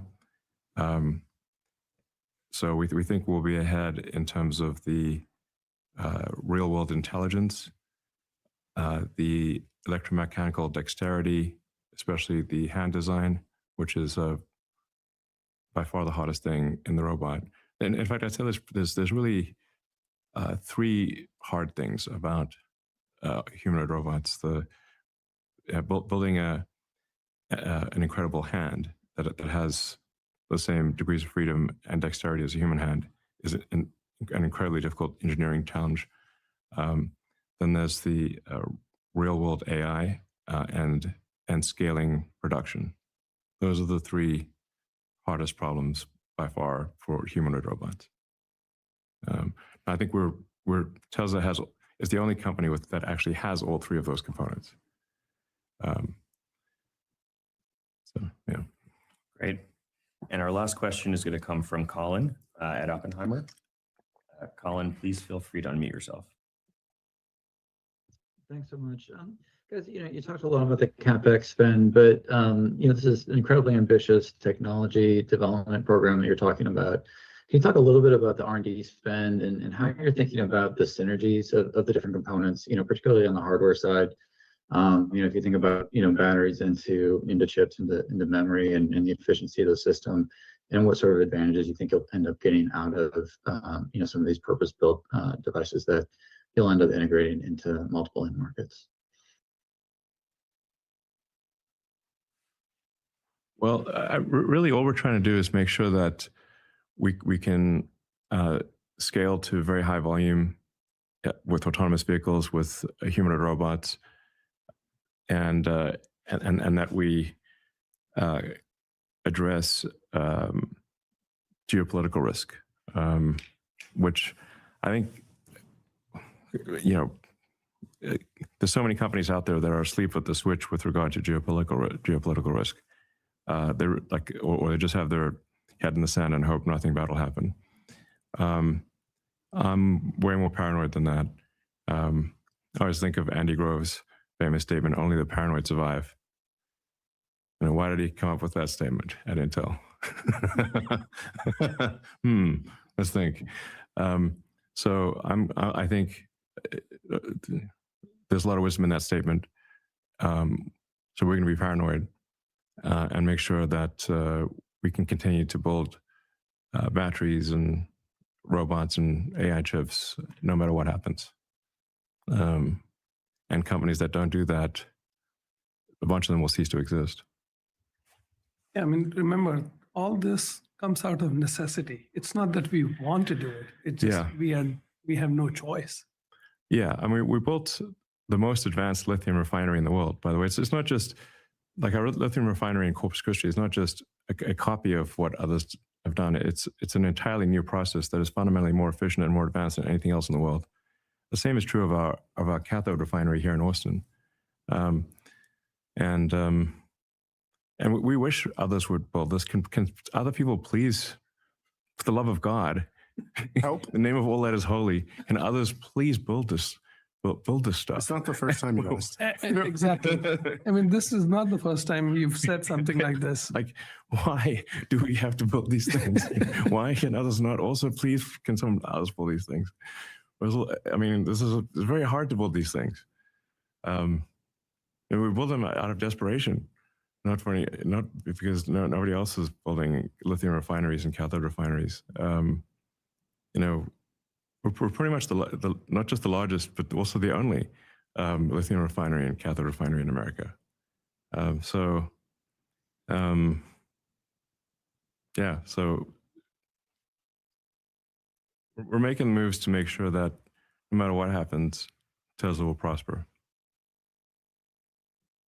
Great. Unfortunately, that's all the time we have for Q&A today. We really appreciate everyone's questions, and we look forward to talking to you next quarter. Thank you very much, and goodbye. All right, cool. Damn. That was incredible. That was really good. If anybody can hear me, testing, 1, 2, 3. Here we are. We can hear you. That was super exciting. I mean, there's so much to unpack. I wrote down 26 bomb-dropping nuggets, as I normally do every call. I don't even know where to begin. And I'm watching the stock price. Once they mentioned the CapEx and reason for CapEx, the stock price fell $20. It's like, TradFi is like, no, you just got to save money, no reinvestment. During the most transformative time in the history of the planet, I always describe the asteroid that's going to hit this Earth, and that's AI. And they're ready. And they're planning, and they're prepared. And Andy Grove is one of my favorites. I read that book decades ago. Only the Paranoid Survive. I'm so glad he quoted that too. I thought it was fantastic. And the analyst questions, I mean, for God's sake, why do they even allow those people to ask questions? Anyway, enough from me. I didn't feel they were that bad, but they were worth. I mean, especially the one on the CapEx was worth it. And I loved, like, at what point Waybuff had explained it the first time, calmly did it a second time without adding any new information, right? It was, there we were. I mean, he did mention the word debt, and I think that may become necessary, especially for the two big infrastructure projects, which are solar cells and the TerraFab, because I mean, that's just so gigantic. But let's just talk about what's happening in 2026. So it's 20 billion in 2026, which is the double of what they had budgeted for this year. But this year, in the end, it was a little bit less, right? It was just below 9. So those 20 billion are going into the 6 projects we know, which are, let me just get my notes, which I read it, which is the refinery, the cybercaps, the semi, the new mega, and the 2 Optimus lines, right? So those are the budgeted. Also budgeted is the AI compute and the increased capacity of the lines that will survive, which are not the S and the X, while we talk about that. We had heard rumors about that it would end in June. That seems now to be confirmed. What I absolutely loved is that at multiple occasions, he mentioned the expanded fleet of Robotaxi and Optimus that they keep to themselves. I mean, he mentioned it in terms of why there was an increase in operating cost, right? Just because the personnel that is needed for that, the stuff that's needed cost more money. But he also mentioned it in the CapEx situation. So I thought that was very interesting because it confirms that they are building it out now, right? They're building it out, and they have a plan how they will build it out over the next 12 months. So I love that. I also love that they are considering other options once it comes to the big infrastructure projects, which are not for 2026, right? 2026, we have our plan. We have the route to these new 6 factories and whatever else is coming. So I was absolutely happy with it. I have to say, I have notes everywhere, but I think I've said the most important ones. So very, very, very clear. Wait. Isn't it very, very clear, guys, though, that this is a robotaxi, transportation as a service business? They are no longer going to create new cars that's going to be drivable. You know, I mean, they can say all they want. I mean, clearly there's still a plan B if they can't do it. But if production for cybercabs is slow, as he said many times, then they're going to expand to these cities or states. And even if the others don't catch up, there's enough, he thinks, to be able to roll out the cybercabs as robotaxis. I don't know how. Did you guys hear anything else different than I did about that?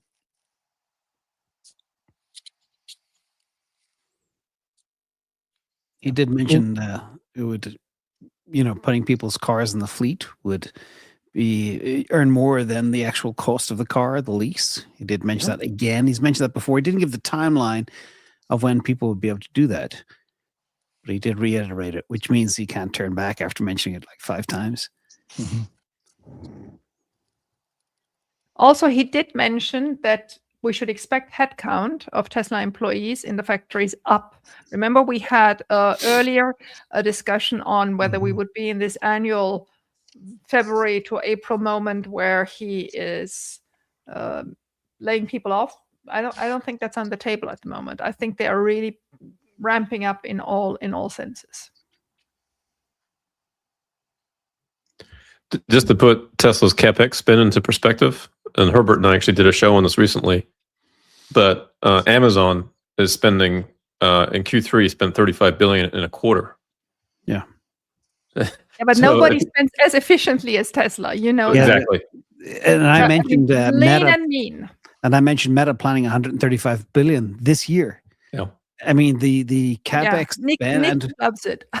Yeah, the capex, the relative capex by these companies, the spend, it shows you how much crazy waste there is. And I think it was Ron Barron also described so many times, he's been doing this for 50, 70 years or something, but he said he's never seen such ability to turn capital into cash flow back into more cash flow. I can't remember the exact way he made it up, but it was really impressive. Anyway, Jeff, you sounded like you weren't too thrilled.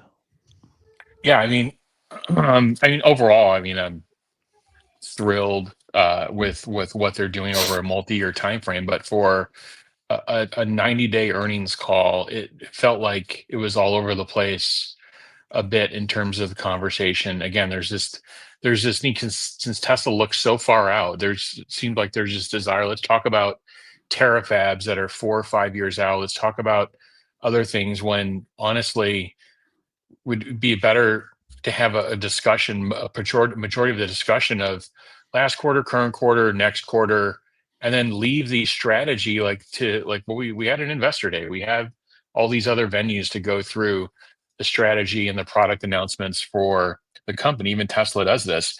I don't understand why we say we're spending this capex to increase factory capacity. We're hiring people, but we don't give any semblance of a volume commit. I didn't understand. Really, the only statement that's in the earnings deck is we're going to maximize, utilization, which is what basically is kind of a throwaway comment. So I would have liked to have seen, okay, are we going to be, what's going on with unit volume for the year? It would be interesting to understand that. And then on this CapEx spend, I just think it was introduced in a way that just it was just basically, it's introduced in the way when hyperscalers and big companies like this introduce and throw a statement out there like this, and then they don't say, well, we're going to do this, and we think these businesses are going to be, exponentially more gross margin and accretive to the bottom line over this time frame. It leaves it to be kind of just whacked around by the analysts. I didn't hear enough about direct responses in terms of now the doubling the robo taxis every month. That was a fairly definitive statement. That's one I think we can hang our hats on, and that was one of the only things I think you could hang your hat on. And then I think we spend too much time on the SNX in the beginning. I don't understand. Like, we grew 38% in FSD subscriptions over a year, which is kind of a big deal for a SaaS business that's ready to take off. And we spent less time accentuating that point of our SaaS business is going to go through the roof. And we spent a lot of time on retiring, again, a product announcement. So anyway, I just had some constructive criticism on that. But overall, I love what we're building. I love the products we're building. I love where we're going. Just more of a 30, 60, 90 conversation. Jeff, why would you expect this call to be any better than every call that's come before it? I mean, Tesla just don't have a communications skill that, we would expect a large public company to have. They just don't. To have Elon's method of communication, we understand it, but it's not going to be a corporate communication. I couldn't agree more about the quarterly call. This is not a standard quarterly call, but my takeaway was Lars Moretti actually said the one thing that I'm trying to come into people. This is the only company with the infrastructure capable of supporting, an end-to-end robotaxi across the United States. Issue that nobody understands is so determinative, I should say. Anyway, I've got very bad communication. Yeah. Great point, though, Larry. But yeah, it's hard to hear you. But fantastic point. Thank you. Yeah, you're right. I'll just kind of agree with Jeff. It's not that to me that we should expect something different for them. It's like there's an opportunity here for them to seize on, and they're not even focusing on the great work they did. I think it's a disservice to their employees who own shares in the company. It's a disservice to all the people that are in the front line for what's the future. And I agree, they spent way too much time on SNX. They didn't highlight to me what the most important things are. They had no excitement in their voice. Like that deck screamed, we're excited, we're ready. The future is here. We're on the precipice of this. We're ready to go. But the call screamed, yeah, we don't want to be here. We're going to phone it in. That's what it screamed. And it's just like it's just a missed opportunity. Like they're missing the layups. Like these are the easy shots that they're not taking. It's just kind of crazy to me. But I will say that Elon was very excited to talk about Micron, and Micron's up more in the after hours than what Tesla is. So, it's funny, full circle. It's what we were talking about before the call started.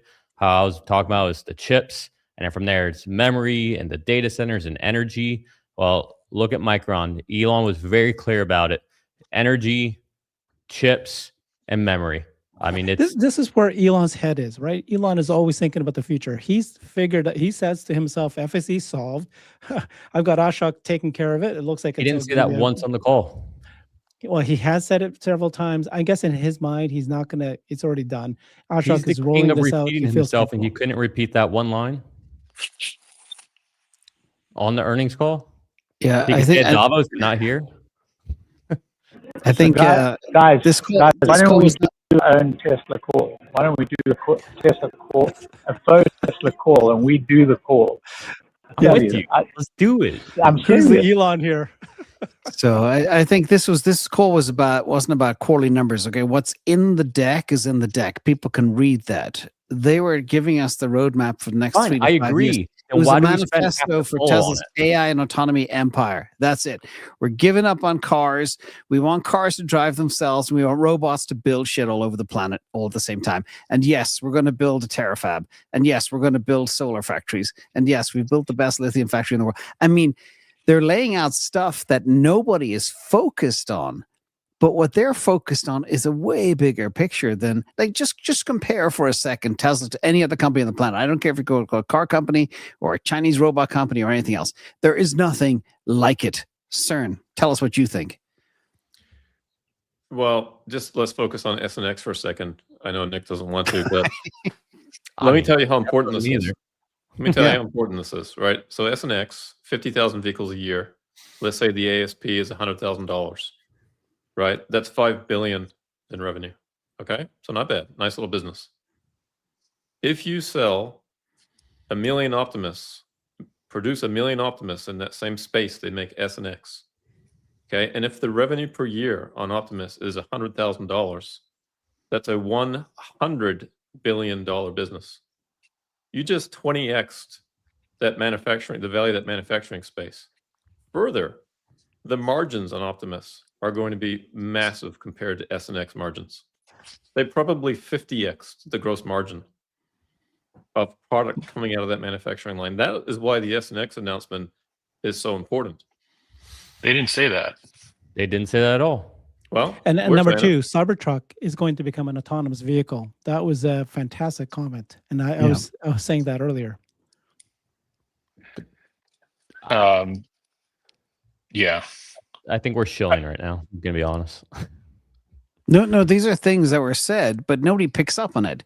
Like what Herbert mentioned, that using the Cybertruck, like they already have how many, 50 of them at SpaceX right now, but now have them running around carrying stuff for contractors. If you've ever done any type of construction work, you know where builders lose most of their time? Going to the hardware store. Imagine say, hey, I need 10 pieces of plywood in the next hour. Instead of them losing 2 hours going to the store, it just comes in an hour. Like these are things that nobody's really thinking about, and I think it's huge. And now the hardware stores put stuff in your truck. So Herbert, good call out. But these are And things. Jeff, one of the 50 nuggets that are completely going to be ignored. Jeff, look at the 5 analyst questions. Okay, R&D spend, humanoid robot competition, constraints in memory, XAI investment, and large capital spend. So that's the question. So they have to answer it. Yeah. Why they're doing it. Yeah, no, it's just more of like when you introduced that's a bomb when you're going to double your capex. There should be, I think, a very kind of healthy rollout of what we're doing, why we're doing it, and generate some and give some real stats. Like if we're going to build this robotaxi fleet, what do we expect in miles in revenue by the end of the year? Like some sort of window. Can we get a window on robotaxi revenue for the year? And Optimus felt like a bit of a push out. If it's just production start by the end of the year, that's the end of the year. That's not an earlier part of 2026. But anyway, like they could have. He said in a few months for Optimus. He said end of the year. I wrote down in a few months. I think he's going to unveil it. I was on the same call. It's unveiled in a few months, but production starts at the end of the year. For Optimus 3. Yeah. Okay. Yeah. So that felt what they could have done with the Optimus commentary really quickly is just, all right, that's fine, but we're going to produce thousands of them this year as part of that effort to get to production. We think we're going to deploy this many, like get a number out there. I think that's something they're in the window they could have committed. And he's already saying that we're as lucky as the smallest part, and so he's probably not saying a number anymore. I know exactly what he's. By the way, I know exactly what he's Yes, saying. you do. I feel him on that. But yeah, like I said, there is a lot to be like this. There's no company that has a portfolio like this company has. I'm just more of trying to think of a 90-day earnings call. What do you want to articulate? What should we expect for the entire year? This is kind of your first call for the year. What should we expect in the first quarter, first half?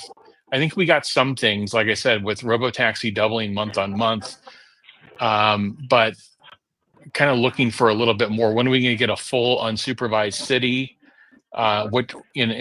Where is that? And then what are the next ones? So I think there's a couple of things I would have wished they would have gone through. But again, and then where's this cash going to come from? If we're going to go, there was an interesting question about the run rate of CapEx. Is the run rate moving to 20 billion or not? Because now if we've moved to 20 billion, or do we have two years of runway roughly on what? It's an interesting thing, but I think there's multiple ways I think they could finance. It's not all a lot of cash. Yeah, I think that I'm gonna jump into that. So at the moment we have 44 billion of cash. Then he made a very thought through remark that the robotaxi fleet will have redundant revenue against which it is really easy to get loans, that they're already talking to banking partners to offset that with loans. So I thought that was really important. And then the third point was that the infrastructure play, so that's the solar cell fab and the chips fab, outside of these 20 billion, that those need longer term plans, and they're either debt or other solutions are the point of coming out of them. So yes, I do believe there will be, we should all remember that Tesla is nearly zero debt, right? And now it's sitting on 44 billion.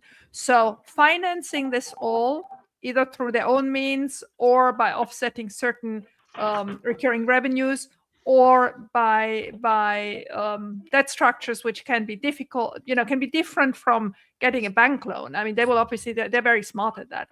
I'm not worried of where the money comes from. I'm zero worried about that. And other than the 20 billion for this year, none of this is for 2026.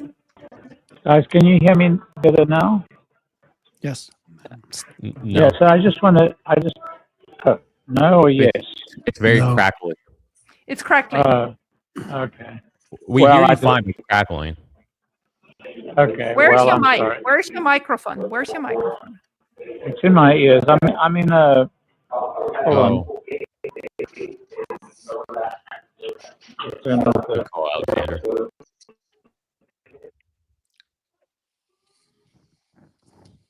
Better?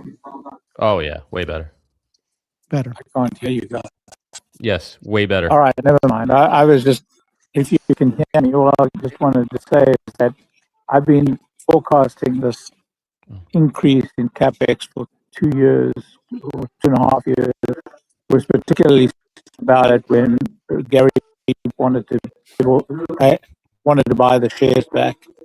This is coming. This has been coming for a while. I saw it coming, for this time, and it's going to become. We're going to have to put more and more money in, particularly if we're going to build a fab. So, but we're going to see a very significant cash flow from robotaxis. It's going to be an incredible cash flow. It's kind of cash flow we haven't seen from auto companies. So, I think from a time perspective, they've well within the means of planning it. I think they just communicated it really poorly. Anyway, I'll sign off now and just listen. Thank you, Larry. Appreciate you dialing in while you're traveling. Appreciate it. Travel safe, Larry. And I think one other point that we haven't really discussed yet is that the limiting factor is not batteries anymore, it's chips. And that Tesla just feels obligated to do it themselves, as they did for lithium, as they're doing for refinery, as they're doing for so many other things. And I think we can very confidently now predict that there is going to be a chips factory. Yeah. This is going to be far more difficult, I think, to pull off than their efforts in battery manufacturing. I'm not saying they can't do it. It's just when I'm handicapping these things, and it's one of those things where I agree with the strategy of you have to do this if you feel you're going to be constrained. There's something you have to do. It's more of, I think it's going to be a great negotiating tactic with other companies of look, I'm going to start making my own stuff, or if I can get a great deal from you and in confirmed supply, can I be the front of the line? I'd rather buy it from you. So I think this is a good thing for Tesla, I think, overall, but handicapping the success and pinning a date and getting this terafab to real capacity, I think it's a far more difficult effort, quite frankly, than battery manufacturing. Although Tesla's gone after some advanced tech in battery manufacturing, but I go back to the capex. So we're $100 billion a year revenue company, and now we're going to double capex. So when are we going to be a $200 billion revenue company? When are we going to be a $300 billion revenue company? And I think they could have laid out a couple of things and saying, hey, look, this is forward looking, but this is how we're thinking about it. We know we need to make these investments because of X, Y, and Z, but it really just left everything to almost as we're doing all these things and things are going to be ramping up and going, but there wasn't this is what we think is going to happen with the economics of the company as a result of these investments. So anyway, if you're going to go there and talk through that, I think it would be good for them to spell that out a little bit better, put a window around it. But anyway. And just to add to that real quick, briefly, I don't think people are missing everything you guys are talking about. I know we've said that, all these nuggets or whatever, the vision, people get that. But without the context of what Jeff is talking about, it is a moving target that you never get to, or that analysts and investors or institutional investors can't really do anything with. They can't sink their teeth into. So it just becomes, once again, the boy who cried wolf, who Elon himself has said that he doesn't want to do that anymore. But it's the ever moving of the goalpost. So I think that's the problem. Everyone believes that they're going to get there one day, but when is that day and when does it start? There's someone that says, not sure Jeff understands how Tesla does business and is probably too conservative to be a Tesla investor. Thank you. I'm in my See you later, Jeff. Yeah. 14th year investing. It's new to me. You're right. But like the way that CERN, I think CERN really framed up the SX to Optimus transition in one sentence, and it's impactful. And then you kind of like you move on. But anyway, I still think this company has the most exciting portfolio in the business. It's more of like, all right, what are we saying on these calls now? To me, I left the call with, okay, gross margins are going in the right direction. Now for cars and for autonomy with cars, energy, they said it's going to be under stress, which I think I understand why that would be the case. But gross margins overall moving in the right direction. We're going to invest more, and we're going to be, doubling our output on autonomy. So I would have liked a definitive statement on autonomy and these near-term milestones. Are we, in terms of are we going to, like, what's the confidence on getting to these first half milestones? But we got what we got, and if we really start seeing doubling in February and March, I mean that is it. I mean we're off to the races. You don't have to wait till the end of the quarter. That starts happening. I mean, I heard a lot of confidence in FSD, Robotaxi rollout, infrastructure. The reason we were doing it was mostly for infrastructure and being doubly cautious. We've learned a lot from a large scale. We have the numbers and metrics to make that decision. I didn't hear anything that concerned me about Robotaxi rollout, which is the most important thing. And then the confidence they have that cybercabs will be used for autonomous driving. I don't know, each of them said it some way or the other, not just Elon, not just Lars, not just Ashok, even Vaibhav. They have all said some statement that was referring to, we're moving to a transportation as service, and we're now going to stop making cars. We're going to turn the Cybertruck into autonomous. We're going to turn the SNX into a robot company, factory pilot lines. I mean, that's all good news. That's the most important thing to focus on. I find it interesting, historically, Wall Street loves stock buybacks. They love capital light companies. They tend to freak out when companies invest in CapEx, right? Because they want free cash flow.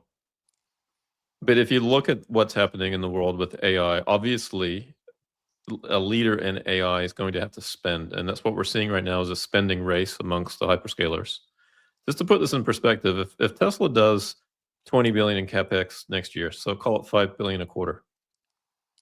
When was Microsoft spending 5 billion a quarter in CapEx? Last quarter, they did 19 billion in Q3 of 2025. They first hit 5 billion in Q1 of 2021, not that long ago. When did Amazon start spending 5 billion a quarter?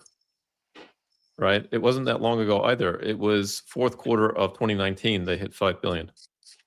What did Amazon spend last quarter? 35 billion in one quarter. When did Google hit 5 billion in quarterly CapEx? Okay, it was all the way back in 2018, second quarter of 2018. Or actually, sorry, first quarter, they jumped up to 7 billion in the first quarter of 2018. Now they're doing about 24 billion a quarter in CapEx. All of these companies are increasing their CapEx over time. As investors, you want them to. Okay, one of the criticisms these days about Apple is they're not spending. Where's the innovation? Where's the next product going to come from? We want Tesla to spend massively on CapEx. And so if they spend 5 billion per quarter next year, we want that to get to 10 and eventually to 20 billion a quarter, just like all the other major tech companies. Now, Tesla obviously is going to get way more for their money than everybody else. They already have. That's clear. Right? And the show that Herbert and I did last week on that, I think makes that really clear. So I just find it interesting that Wall Street's kind of freaking out about the CapEx spend. To me, it's nothing but a positive. Now, to Jeff's point, it would be nice if perhaps they gave us some guidance in terms of the revenue that comes along with that. Right? But all Wall Street has to do is put some models together and they'll see. The timing, obviously, is still a little bit uncertain with respect to Robotaxi. Now, I guess they gave us the clearest guidance they have yet in terms of doubling the fleet every month. As Jeff said, that's something we can hang our head on. I take that from Elon still with a little bit of grain of salt, because he's made other statements before about we're going to be in 50% of the city, 50% of the U.S. population by the end of 2025. That didn't happen. I think now he said that's the case for 2026. I think he said 25 to 50% of the U.S. population this year. So the goalposts are moving a little bit. But when you're developing technology that's never been seen before, you have to expect some movement of the goalposts. Yeah. Can I add one here? Can I add one here? Because we also should talk about things that will, in the very short term, have negative effects. So on February 14th, they're going to stop selling FSD. There will probably be a surge up to the next 2 weeks for people still purchasing FSD.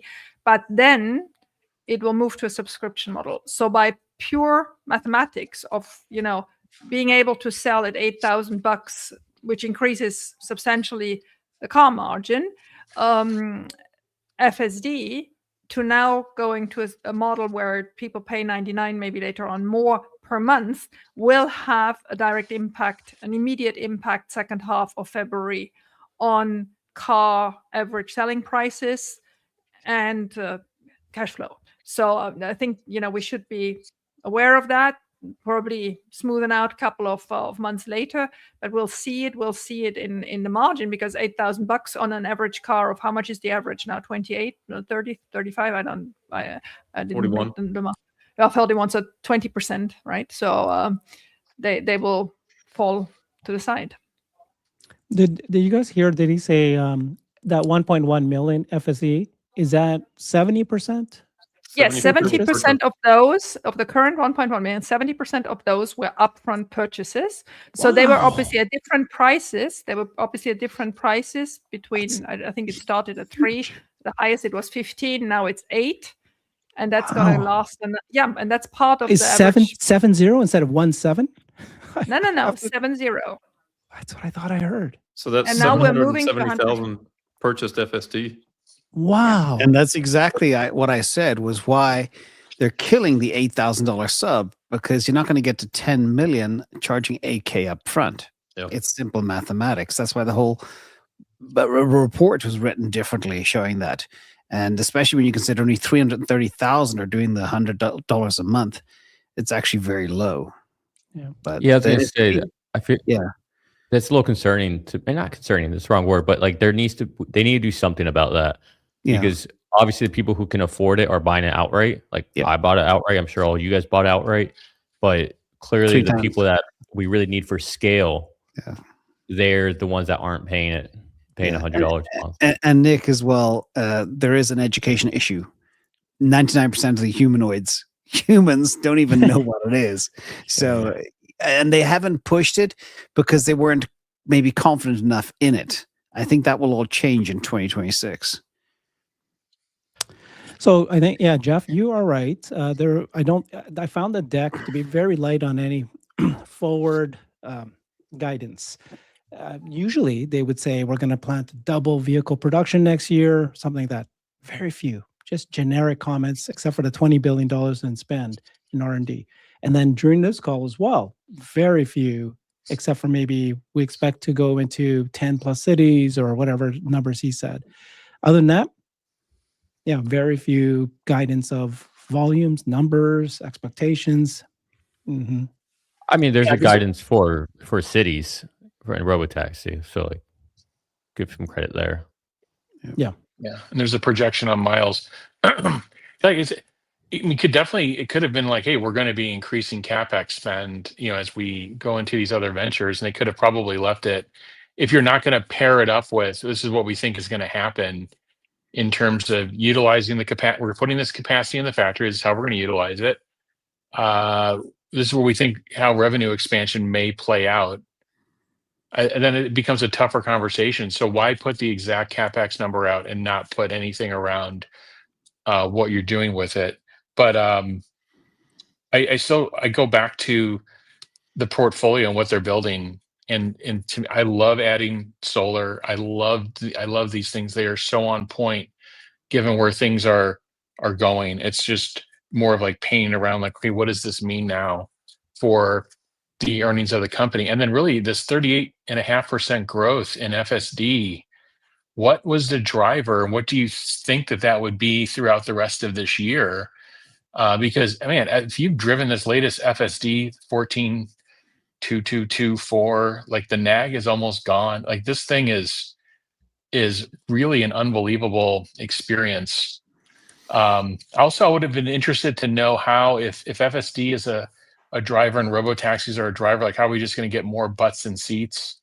In any commentary on that, I think would have been helpful. The earnings deck, the content in the earnings deck, I found it to be very useful. Yeah, this is the best earnings deck they've ever created, in my opinion. It was like a great script. It was like a great a manuscript that they deviated from. Yeah, it was very, very well done. There is one other little nugget that we didn't mention, but the Robotaxi tracker says the fleet's 241. Elon said it's 500 across Austin and the Bay Area. I think that's big. Do you believe that 500? Yeah, I believe what the CEO said. If the CEO says during peak times. actual, yeah, and Ashok confirmed it too when he said during that. peak times. So they're already at 20% of the scale of Waymo, and Waymo's worth $115 billion. But Waymo will never make $1 profit in their entire future. So I think that's very interesting. Something controversial to say, I think Waymo will get a pin stuck in it in the next 3 years. Who agrees? Oh yeah, I've been saying that for a while. I agree. Yeah. It was interesting for me. Elon said a couple of times that a couple of things are underestimated. One is solar and what Tesla's going to do there. Yeah. Right. And the second thing was robotaxi as it relates to customers being able to put their own vehicles in the fleet. He made the point. There's been a lot of chatter on X lately about, oh, that'll never happen. You know, liability's too great, blah, blah, blah. You can't clean the cars. You can't verify them. You can't do this and that. And Elon again made a point to say, no, this is a key part of our plan. Yeah. And I mean, honestly, if you own the Tesla, I lease it. So I'm not part of this and I can't talk for myself. But if you own a Tesla and haven't bought FSD, you have 2 weeks left and that will be it. And so if you believe in this, if you see the technology and if you believe in this, you had your confirmation that this will be worthwhile. But my question is, do I go out and buy an X now, or what do I do? Like that was collector's car. It's a collector's. And I actually felt that Elon was sad to let them go. Because I mean, think about how much the S exactly, and then the X for a family car, and you felt him. I had an X, I loved it, but honestly, the new Y I feel is as good for half the price. So there is no comparison. How much better the Y is in value for money. Well, the new X is really good. Yeah. And I have an X now for a long time. It's never given me a problem, so I can't ever part with it. And now I won't. So it's just, if anybody has one and the second-hand values are probably low after 6 or 7 years, it's worth holding on to just for the gull-wing doors itself. And I want to end, because I have to then get off, but I want to end my contribution here. I didn't hear by far as much criticizable things as Jeff and other people did. I found this was, first of all, I was delighted that Wyboff was very clear, because I've been, complaining about this for a long time. And I really love how he laid it out. He laid it out twice. It was clearly understandable. And I think in earnings calls, I hear you about presentations and all the rest, but it's what the CFO says that is really crucial. It's because those are, he's prepared to interpret the past numbers and give guidance forward to the next ones. And he was actually the most precise in the whole earnings call. All the others were more on the theories and on the plans, but he was really very precise. And I loved how good he was. And I think it was also very clear how committed they are to the solar cell fabs and to the chips fab. Terafab. And actually the Terafab, yeah.